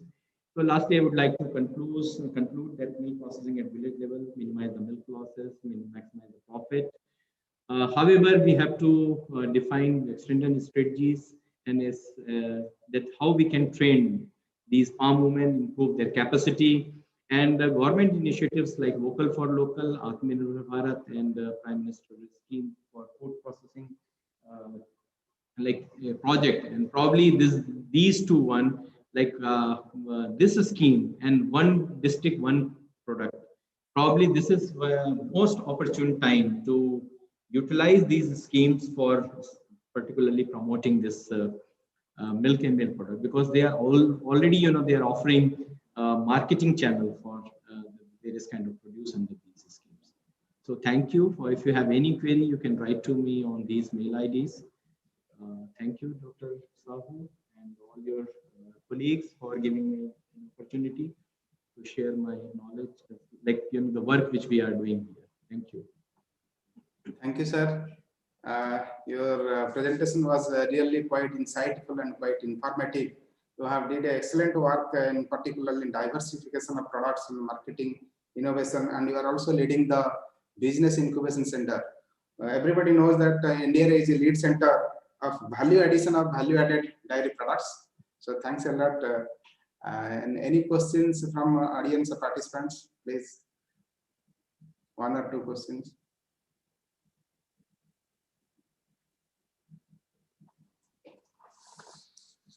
Any question, please? Okay, thank you, sir. Thank you. Thank you. Thank you, sir. Then our next lead speaker, Dr. Anupam Krishna Dikshit. I would like to invite him to present in this goat value chain development. And before that, I would like to have a brief introduction about him. And he has served more than 22 years of experience in the research, teaching, and extension works. His research interests include livestock development and planning, environment and livestock and agricultural marketing, agribusiness management, and impact assessment also. Dr. Dikshit has published more than 50 research articles in peer-reviewed journals of international national repute, 4 books and discussion paper on international development strategy. He has been awarded with Dr. R.T. Joshi Foundation Award by Agricultural Economic Research Association, India, and recipient of Best Extension Professional Award from Society of Extension Education.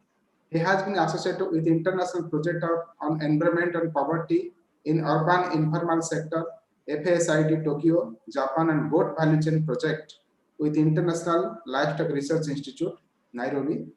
He is now working goat-based technological and livelihood improvement in Uttarakhand state. He has more than 15 years of research experience and worked with the Center for Management in Agriculture, IM Ahmedabad, and CSR NCFP New Delhi, and Sectoral Analysis and Studies Group, National Dairy Development Board, Anand. So let us invite him to have his presentation, please. Sir.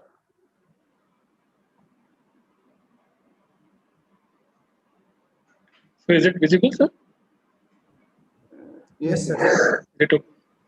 Let it be in a presentation mode. Yes. Yes, sir. Okay, so thank you very much, Dr. Sahu. Very good afternoon to all of you. At the outset, I would like to convey my sincere thanks to the organizers, especially Honorable Director Sir, Dr. Srivastava Sahab, Sahu ji, and Dr. Lipidas, and the other guest speakers who have just delivered their lectures, Krishna ji, Ashish ji, Pataria Sahab, and this is actually a very good opportunity to all of us to share our views, particularly the women participation in that and their entrepreneurship development. As we all know that goat, which is known as the poor man's cow, is now becoming a symbol of prosperity in rural India. And we are talking about goat. The women are the main actors, the important actor of this whole value chain. Small size, clean habits, easy to handle by women and the aged people in the family.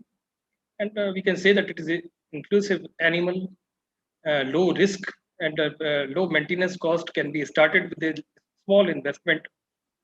ATM, anytime money, anytime milk, anytime market. And these all attributes, or you can say that the features, makes goat a preferred animal among all the livestock species in our country.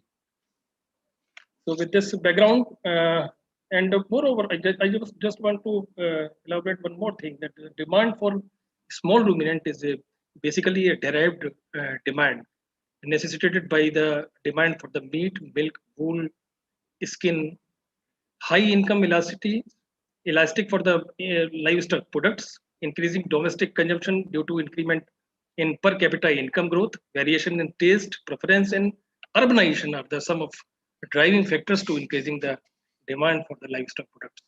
And goat is one of the important livestock. So with this background, I want to start my presentation. First, this is the slide which is giving an option and advantage of the goat in India. It is distributed and well adapted to different types of extreme climatic conditions. Better rearing potential under the constraints of limited land and forage area, higher environmental and stress and disease prevalence.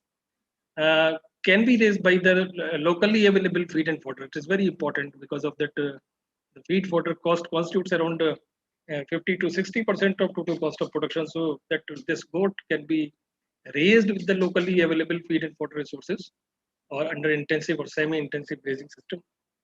Can be easily handled by the women and the aged person of the family, and goat has a great potential to improve farm family income with low investment. The goat sector, the growth, see that the goat is the second largest livestock species, constitute around 28% after cattle. Population increased by almost 10% between the 2012 and 2019, from 135 million to 149 million. Country ranked first in goat production, in milk production, and second in the goat meat production.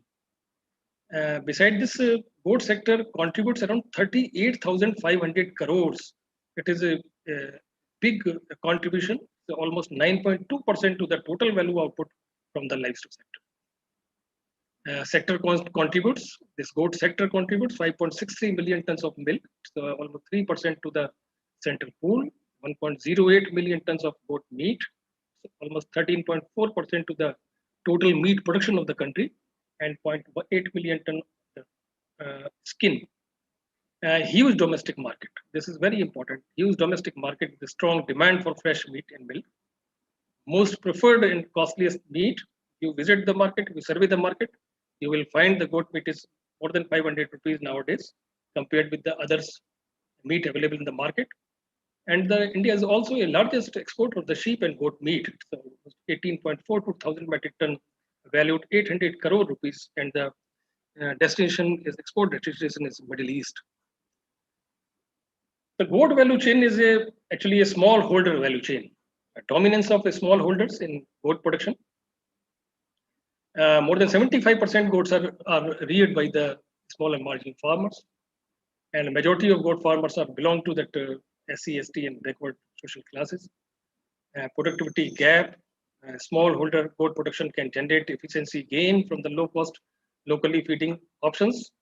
And the most important thing is the commercialization of goat farming is on the rise, and drawing interest of the rural youth in goat farming with establishment of increasing number of goat farms in the country, and enabling policy environment in favor of small units, developed partners and stakeholders. This is actually a slide which is giving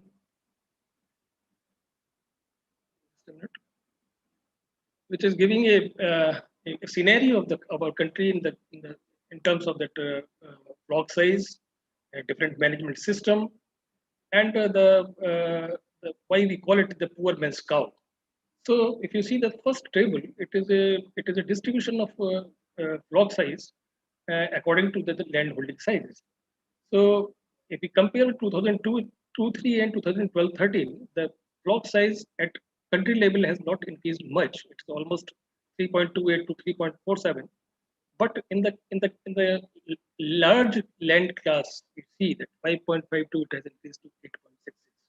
And in some other classes that have also shown a marginal increase.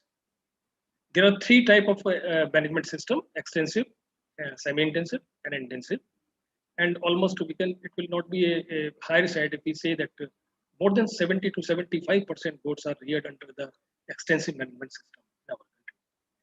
So with this small flock sizes, semi-intensive management systems, grazing and concentrate supplementation, and plus this an intensive management system is stall fed. If you visit some area of the urban, peri-urban areas, you will find that meat goat are generally reared under this intensive management system for sacrifice animals selling at the festive season. So, and the last one, the last table, it is showing that the goat is still providing livelihood support to the millions of marginal small farmers. If we add marginal and small categories of the land holding sizes and the goats, number of goats, then you'll find that the 76% of goats are raised by the marginal and small farmers. So it is a poor man's cow, no doubt. These are some constants in goat production in our country: low genetic potential, scarcity of quality bucks and does, scarcity of feed and fodder, and high prices of feed ingredients, whatever are available at the market. Incidence of the diseases, risk factors are always involved in that goat production or some livestock production. Inadequate veterinary infrastructure and access to the farmers, and the knowledge gap on good practices. This is very important. There's a gap between the good practices or the scientific practices and the existing management practices. So we have to fill this gap by bridging this gap.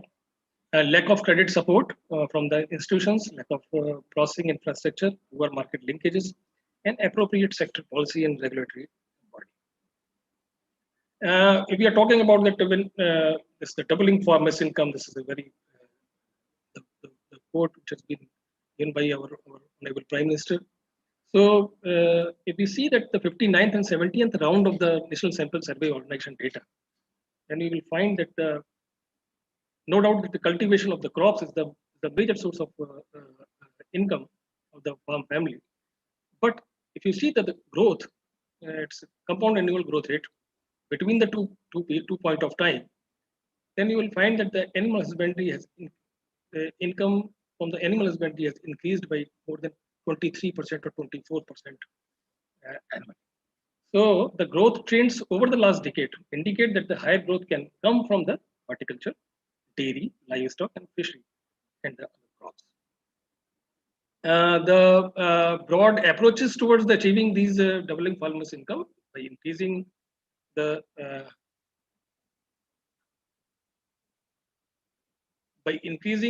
net income from each unit of farm, by reducing the cost of cultivation, increasing per unit yield, and ensuring higher market return on the farmer's produce. This is improving goat farmers' income. If we see the three different scenario, the present status is business as usual.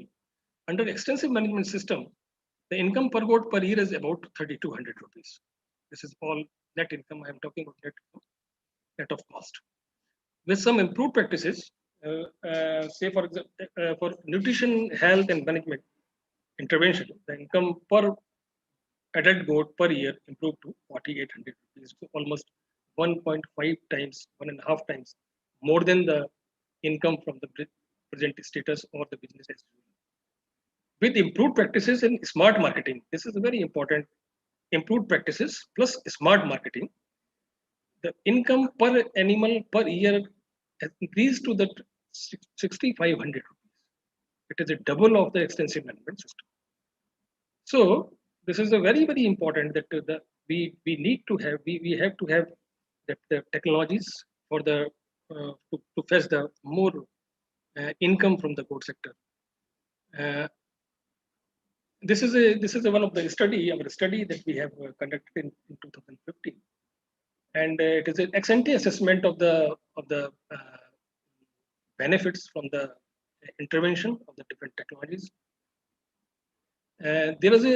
This table shows that there's a lot of scope to harness more benefit from the goat in short run. So breeding intervention, disease management, nutrition intervention, and marketing, these four interventions.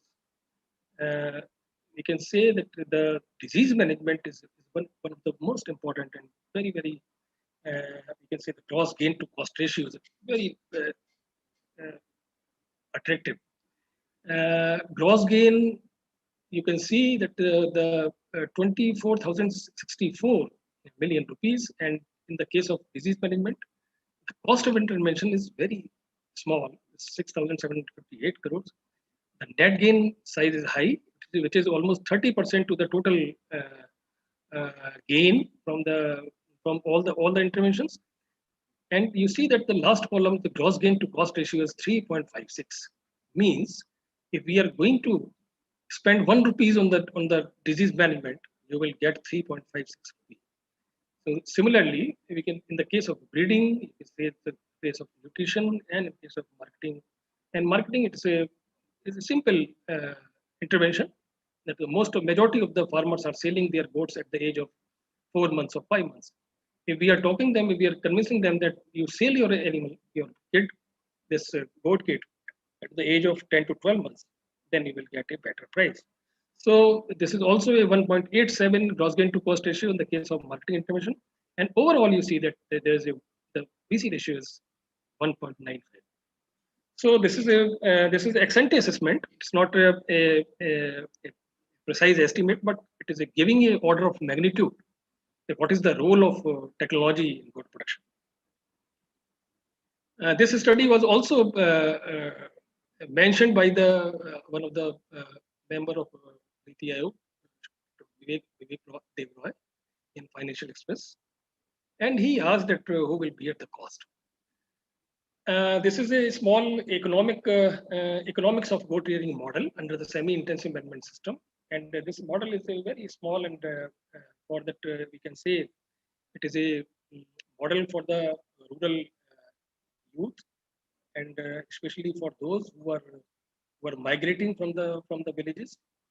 So there is no need to migrate from the village. You can start a small unit, especially the women are the main custodian of the goats, as I told you in the first slide, and they can play a very important role, and they can start a 50+2 unit, and may earn almost 2.64 lakh rupees annually, almost 5,300 rupees per goat per year.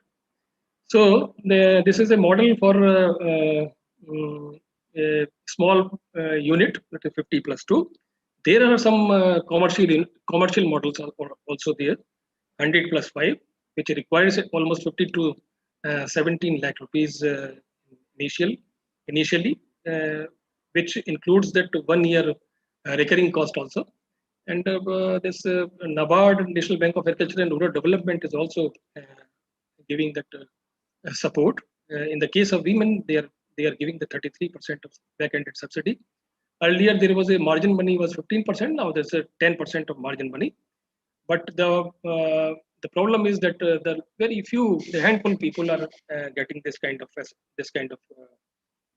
advantage from this facility. This is a goat value chain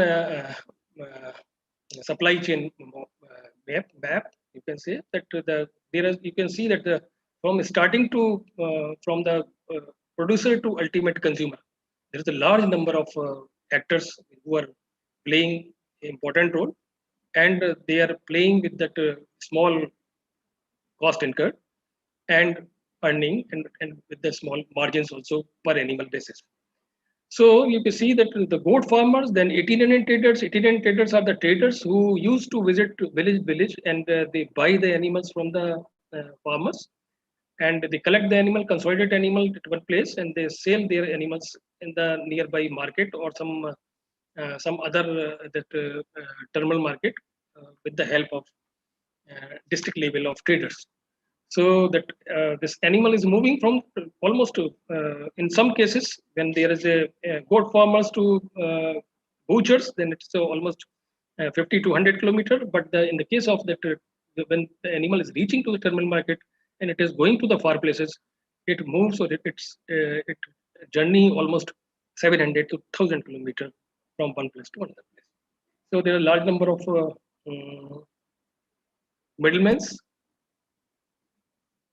This is a mapping of value chain. You can see that starting from the goat farmers to the ultimate consumer, there is a business markup.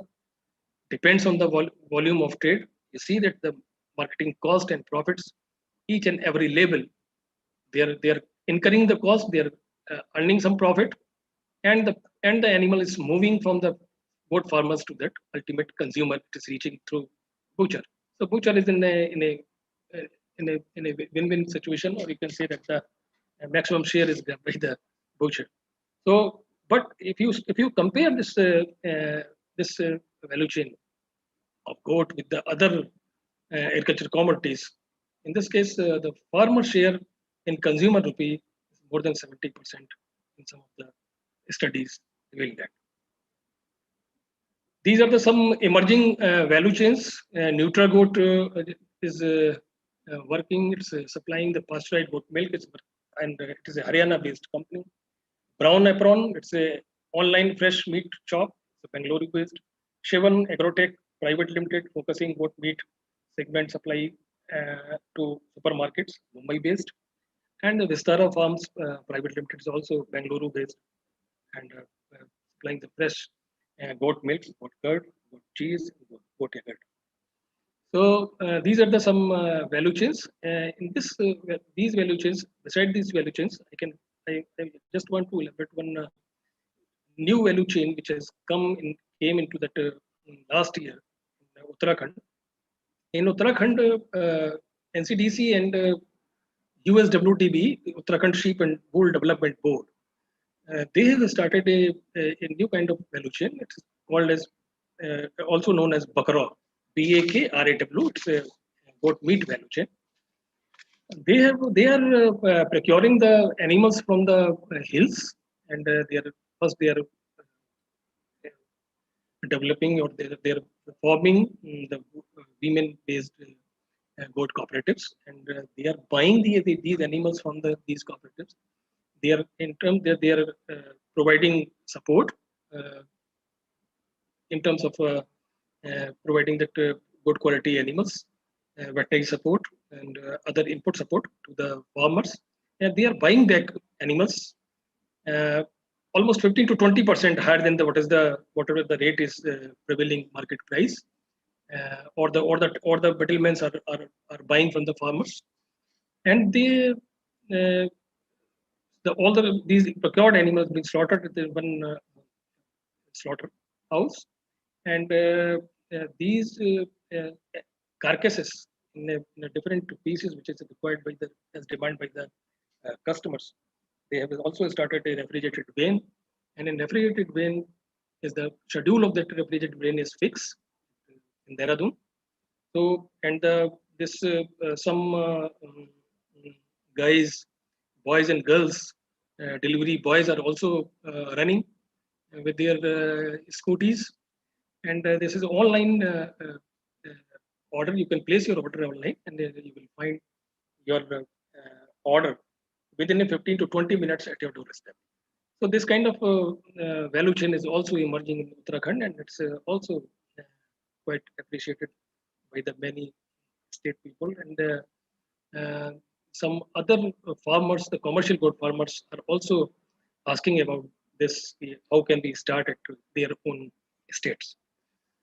So this is entrepreneurship development in goat farming at ICAR-CIWA. This is some of the stories. You can see that as I told you that this is gradually shifting, transforming goat sector from traditional to technology-led goat production, and more number of this educated people. Now the goat farming is not associated with that some kind of earlier we used to say it is a work of a particular kind of caste or some social class or some. But what I am observing in last 7 to 8 years, that the graduates, postgraduates, technically educated boys, young guys, especially females are also, the women are also coming for the training programs, and they are showing interest to start a commercial unit, not a backyard goatry, but a commercial unit. You see that this, if you see that the age-wise also, 30 to 40, this is the most of the participant of the training programs belong to this age. These are some of the success stories. SR Commercial Goat Farm in Taruna, Kalanwali Mandi, it's a district, Sirsa, Haryana. Two guys who took the training from our institute, under the national training program on commercial goat farming. Sandeep Singh and Rajpreet Singh, they started their goat farm in 2013 with 20 beetle goats, and now they are running a very good goat farm and also providing training to other farmers and earning almost 6 to 7 lakh rupees annually net of cost. This is Mohammad Rashid. He is the 60th batch of National Training Program 2013. He passed out from this CIRG. And Al Bakar Goat Farm is the name of his goat farm. It's in Vrindavan, Mathura. He is focusing on that this Barbary goat and running a very good farm. He started in 2014, and now he is earning almost 4 to 5 lakh rupees annually. And also, he has started a training center.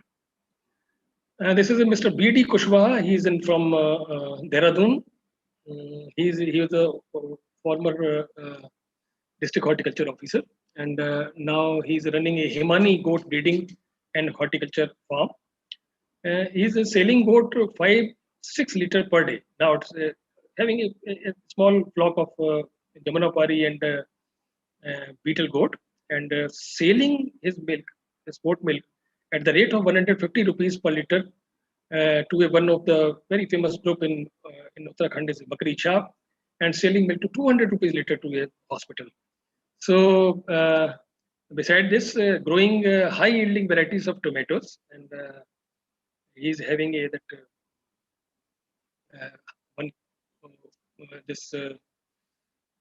what we call it a small unit of horticulture unit, and producing French beans as intercrop, broccoli is producing, and coriander and spinach is intercrop is taking during the winter, and earning 1.5 to 2 lakh rupees from the horticulture produce, and almost 2 lakh rupees, 1.5 to 2 lakh rupees. So the planning is planning to increase the flock size with introducing 50 beetle goats in next month. He is a Mr. Kalyan Kohli. He is running IGPN Animal Biocare Private Limited. Sanjeevni Khamar, Kohli in West Bengal.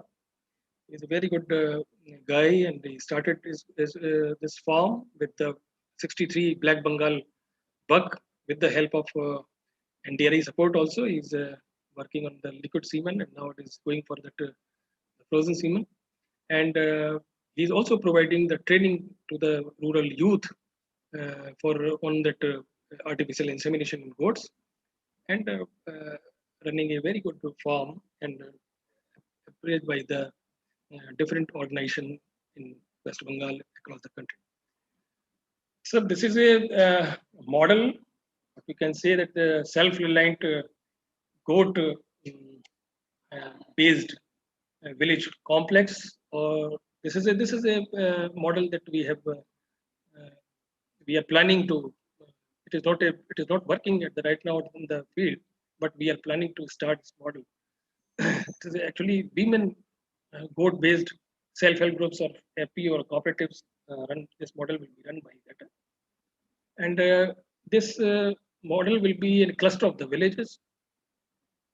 Sorry. So it will have a facility of quality germplasm, good quality animals, male animals, and female animals also. Goat health facilities, which includes the vaccination, deworming, and diagnostic kits. Artificial insemination facility this village will have, and develop linkage with the market, the goat bank, financial institutions, and other line departments. And the very important feature of this self-reliant goat village will be the local resource-based feed unit.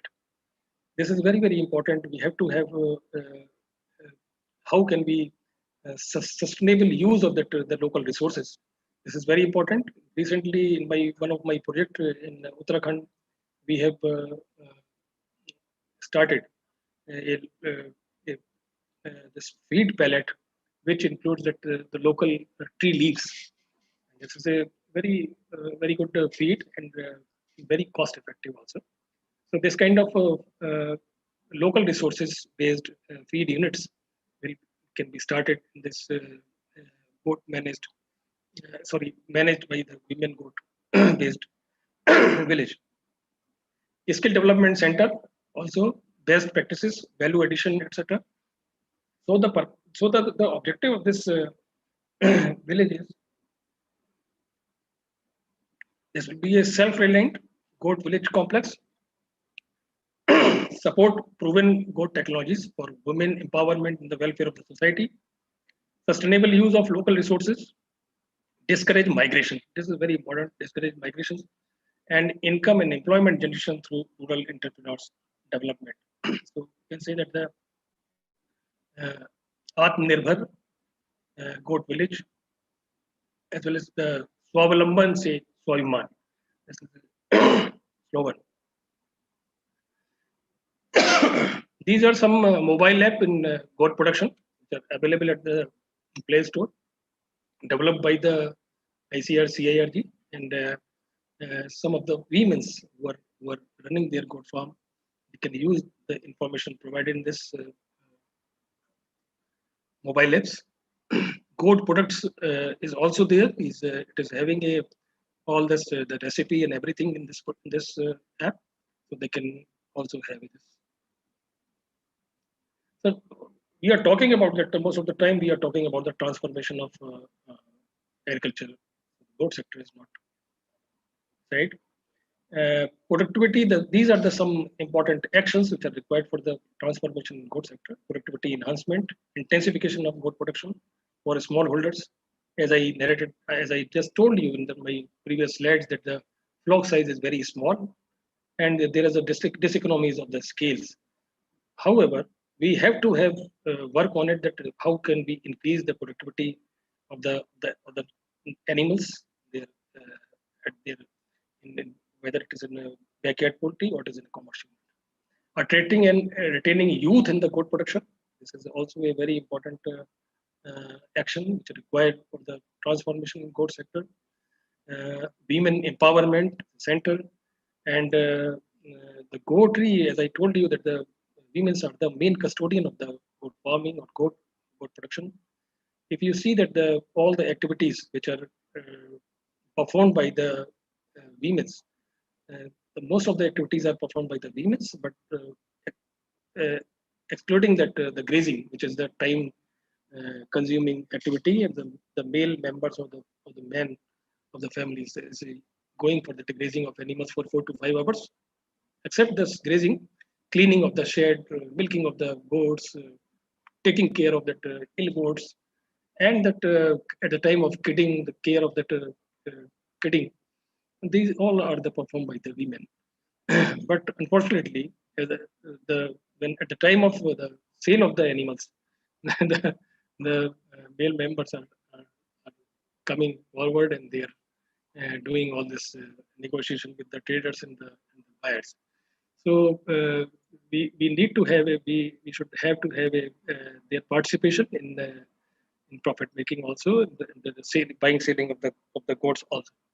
And gradually it is coming, and women are now empowering. They are just having. We are organizing here the training programs, lot number of training programs at CIRG, and there are almost 20 to 25% are the training programs for the women's, sponsored by the different state animal husbandry department or some other non-government organization.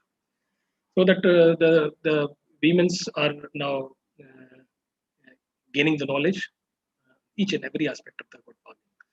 Sustainable use of natural resources and their management, as I told you in my previous slide. Low-cost technologies for processing of goat products, and develop market linkages.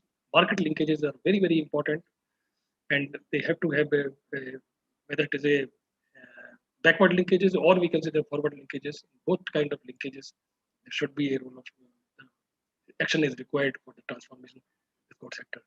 Capacity building on improved practices. There is a huge gap between the existing practices and the scientific goat practices. So there's need to bridge this gap by organizing the training programs. As Dr.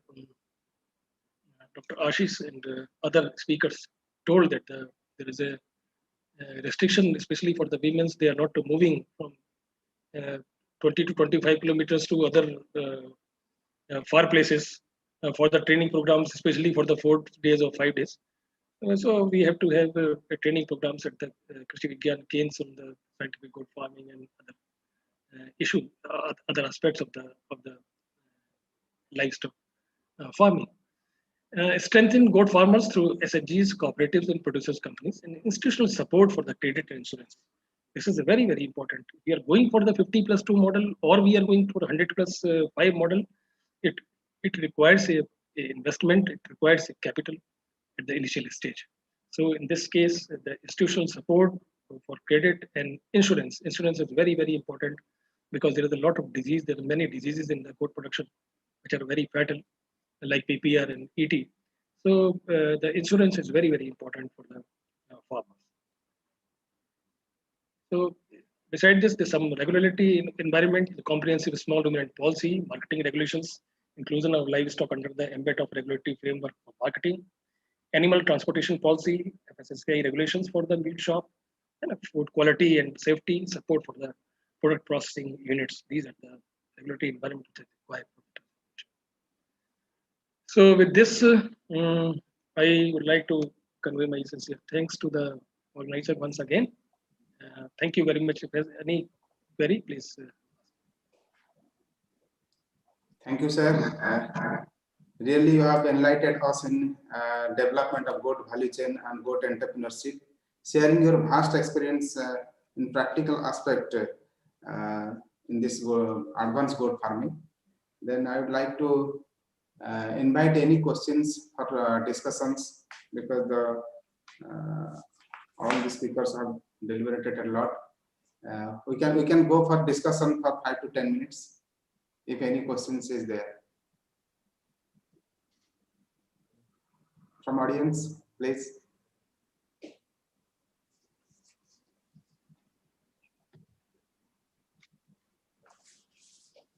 Yes, Dr. Sahu. Yeah, this is these 2 topics that is presented. Really, it's a very wonderful, and the study they have conducted, especially on goats and dairy sectors. So, because last actually I was just going I've seen your last presentation of goat, particularly goat value chain. Dairy is also a very entrepreneur, that is a profitable ventures for the women sectors, women in agriculture per se. And my request, Dr. Sahu, he is looking after this goat and particularly this dairy value chain. So many of the times actually we need, because whatever you have presented, that's mainly to the male sector, male dominated area. But our concern is something different, that the women specific. And the women's also what their perception is quite different from the others, and their needs also. So can we can think, Dr. Sahu, how to, because lot of good things they have done.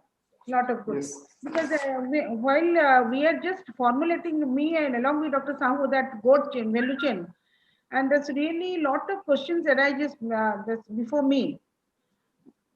Suppose, and particularly goat sector, women has to be a very much part of that sector.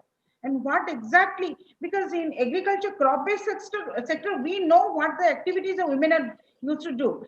But in case we have to normally in Odisha also, that's a tribal dominated, and particularly they are more actively participate in the goat, that is goat sector. And how we can really incorporate. So you're the better person to guide us, because a poultry, that is goatery and dairy also is a very profitable venture, that is how we can intervene these women, and where is what exactly the local, that is the position of that, suppose value chain. Suppose you have shown lot of diagram representation model in value chain, where the women exactly incorporates herself as a part of, or as a stakeholder. That needs to be very, that is our concern. And how that women could be a part of, suppose a technical person, because you are suppose IVRI, and so that is the research organization. Your domain or your roles and responsibility of a value chain is to provide the technology, and ultimately it will have to reach the consumers, that is field to farm, that is F to F. that we are Right. taking for the value chain. So Right. this is the exact the position. So women can play a significant role in a particular value chain. So this you can guide a particular and goat value chain. Madam, you have raised a very good question, and your concern is very right. But the value chain starts from the production to ultimate consumer. Yeah. Okay. Definitely. And each and every actor who are working on this value chain, at this value chain, they are all important actors. Okay. Whether they are a service provider, whether they are producer farmers or the service provider, women's are playing a most important role in goatery. What I can say that, as I shown in my one of the slide, that the flock size is almost 3 to 4 goats only. Okay, so this is naturally a backyard goatery. In backyard goatery, you just put aside a one important activity, what we call it, that grazing of the animals, which is the most time consuming activity. But the rest of the activities are performed by the women only. Whether it is a cleaning of the shed, whether it is a cleaning of the animals, milking of the animals, taking care of the kids at the time of they born, and taking care of the ill goats. These all are performed by the women. Now, at the time of sale of the animals, the men come first. Okay, he used to talk with that. वो ही बात करता है उससे trader से कि कितने का लोगे, कितने का बिकेगा, and at that time वो जो पैसा उसके पास आना चाहिए, वीमेन के पास भी आना चाहिए, वो उस समय वो लोग उसको नेगोशिएट करते हैं. तो पूरे एंटायर वैल्यू चेन में, चाहे हम पशु सखी की बात करें, चाहे देयर बकरी सखी की बात करें, है ना, वो जो उनको सर्विस प्रोवाइड कर रही है, हर गांव में एक बकरी सखी है, दैट इज वीमेन, और वो जो है उनको सबको सर्विस प्रोवाइड कर रही हैं, इल एनिमल्स को केयर कर रही हैं. तो और साथ ही साथ वो जो है, अगर इनका एक एसएचजी, गोट बेस्ड एसएचजी, जैसा कि मैंने एक स्लाइड में बताया हुआ है कि कैसे हम आत्मनिर्भर एक गोट विलेज, एक सेल्फ सस्टेन गोट विलेज को बना सकते हैं, that will be run by women's only. तो वहां पर हम एक सारी यूनिट, जो भी यूनिट होगी, जो भी फैसिलिटी होगी, it will not free, it will be A self sustain, chargeable होगी. उस गांव के लोग और उसके आसपास के जो क्लस्टर हैं, उनके गांव के लोग जो हैं, वो लोग अपने एनिमल्स को ला सकते हैं वहां पे सर्विस के लिए, आर्टिफिशियल इंसेमिनेशन के लिए यहाँ के लोग वहां जा सकते हैं. लेकिन वो सब ऐसा होगा जो सेल्फ सस्टेन हो, जो कि अपने, जैसे मान लीजिए कि हम एग्जांपल लें, we are taking example of feed pellet machine, small feed pellet machine. It will fulfill the requirement of their members' animals, and beside this, they will also sell the feed pellets to the other goat farmers in nearby of the villages or nearby of the area, with a particular brand name that this is a goat feed from this village.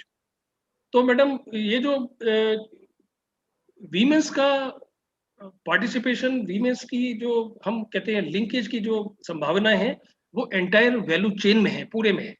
हम शुरू से लेके आखिर तक देखें, अगर मान लीजिए हम दूध से पनीर बनाने की बात करते हैं, मीट से डिफरेंट प्रोडक्ट बनाने की बात करते हैं, उसमें भी बहुत अच्छी इकोनॉमिक्स है. मैंने वर्कआउट किया है, बहुत अच्छी इकोनॉमिक्स है, एंड बहुत अच्छे बड़े अच्छे रिटर्न्स भी हैं. तो हम हर लेवल पे एक स्पेशलाइज ट्रेनिंग प्रोग्राम के थ्रू, एक स्पेशलाइज उनको मोटिवेट करके कैसे हम बना सकते हैं. और आज आप देख रहे होंगे कि मैं देख रहा हूँ कि मैं जब भी मैं जाता हूँ, उत्तराखंड जाता हूँ या किसी और डिस्ट्रिक्ट में जाता हूँ स्टडी के लिए, तो मैं देखता हूँ कि बहुत सारे सेल्फ हेल्प ग्रुप्स तो सभी जगह बन रहे हैं, बहुत तेजी से बन रहे हैं. लेकिन हमें अब ये है कि हमें गोट बेस्ड कुछ सेल्फ हेल्प ग्रुप डेवलप करने हैं, गोट बैंक का कॉन्सेप्ट डेवलप करना है. क्योंकि जब भी कोई गोट फार्म स्टार्ट करता है, उसके सबसे सामने सबसे बड़ी प्रॉब्लम ये आती है, from where we have to buy the goats, good quality goats. तो अगर ऐसे गोट फार्म हमारे पास होंगे, जो women based, women run by the women's होंगी, तो उनको हम वहां पर एक वेट के अकॉर्डिंग, एक ब्रीड के अकॉर्डिंग, उनके साइज के अकॉर्डिंग, मार्केट की डिमांड सेंटीमेंट्स को देखते हुए, वहां हम उनके सेल प्राइस को बेच करके ज्यादा से ज्यादा वीमेंस को हम बेनिफिट कर सकते हैं. तो हमारा था कि जैसे कि हमारा जो भी प्रोजेक्ट अभी गोट वैल्यू चेन में हम लोग कर रहे हैं, इंस्टीट्यूट में हमारा एक प्रोजेक्ट चल रहे हैं. जी हाँ, जी. तो उसमें ऑल्टरनेटिवली क्या था, जैसे हम डॉक्टर साहू से क्या है कि हम लोग गोट इज डायरेक्ट, मतलब वो सेल हम लोग लेंगे. लेकिन आप जैसे बोले कि हमारा कुछ अगर value added products which is the domain of the women. जी उस goat milk से हम लोग पनीर बना लेते कि और कुछ बन जाता है, and that will be actually wonderful because जी जी hello how can we make that such particular activities, and that can be the really women can participate in those activities, क्योंकि वो बहुत अच्छे होते हैं, घर का जैसे माहौल होता है. तो हमारा एक प्रोजेक्ट का जो एक्टिविटीज भी ये रहने से ज्यादा अच्छा है कि डायरेक्ट आपका कौन सा ब्रीड मतलब कितना सेल करने से को नहीं, मतलब instead of that also, in addition to that also, ये हमारा वैल्यू एडेड प्रोडक्ट्स प्रिपरेशन भी can be part of our project also. Right. तो आप हम लोग मैडम यहाँ पर we are also organizing some specialized training program on value addition of milk and milk and some specialized training program on this artificial insemination also. Okay. इसके through यहाँ से कुछ हमारा अगर किसी तरह की अगर रिक्वायरमेंट है, वहाँ पर किसी तरह की इनपुट की आवश्यकता है, तो यू आर ऑलवेज वेलकम और हम लोग सब लोग पार्टिसिपेट करें. क्योंकि आप देखिए विमेन्स पार्टिसिपेशन इस प्रोसेसिंग में बहुत अच्छा है. बहुत अच्छा है जी. प्रोडक्शन या ये कृष्णा जी ने अभी बताया है ना, कृष्णा जी ने पूरा अपना स्टोरी जो बताया है उसको सुन के तो बहुत जी. क्योंकि हम लोग जब राइस में मतलब करते प्रोडक्शन में, तो हमारा the former director now DG ICAR, he always emphasize that go for women for product that is processing activities, and they themselves are master in preparation of value added products. So हमारा भी गोट का भी ऐसे हम लोग we can think of that line also, so that will better. Thank you madam. Okay, thank you. So thank you, sir. Any questions from audience, please? Okay.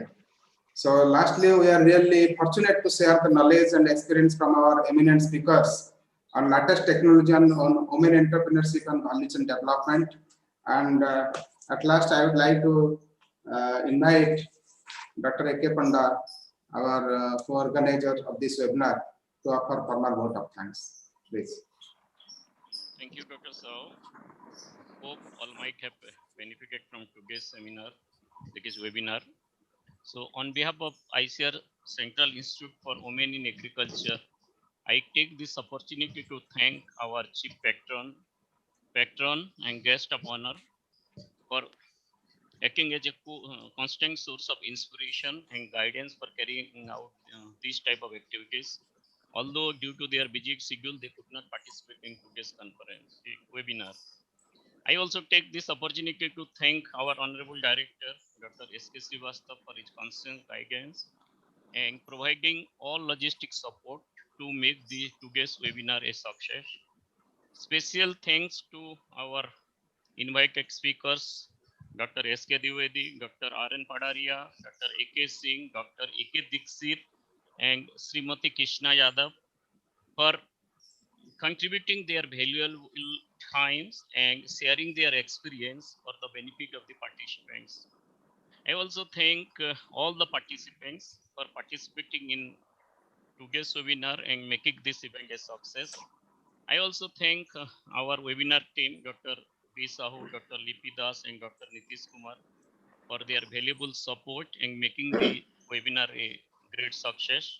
And finally, I am thankful to all who are directly or indirectly contributed for making this webinar a success. So thank you all. Thank you. Over to Dr. B. Sahu. Thank you, sir, for your nice words. Then at the last, but not the least, we will have our national anthem before closing of this ceremony. Dr. Nitish Kumar ji.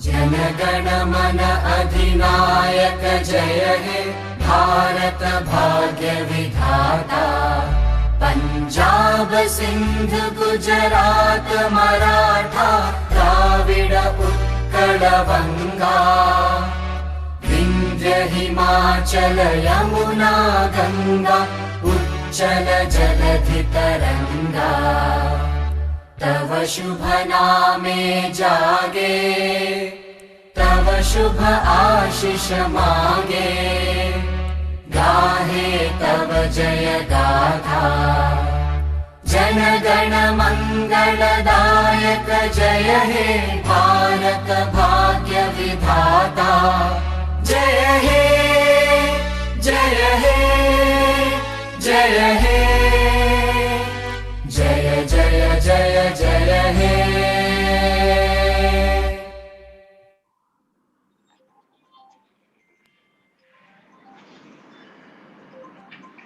Thank you all again. Thank you very much, Dr. Sahu. Let us close this session with the permission of the chair. Thank you, sir.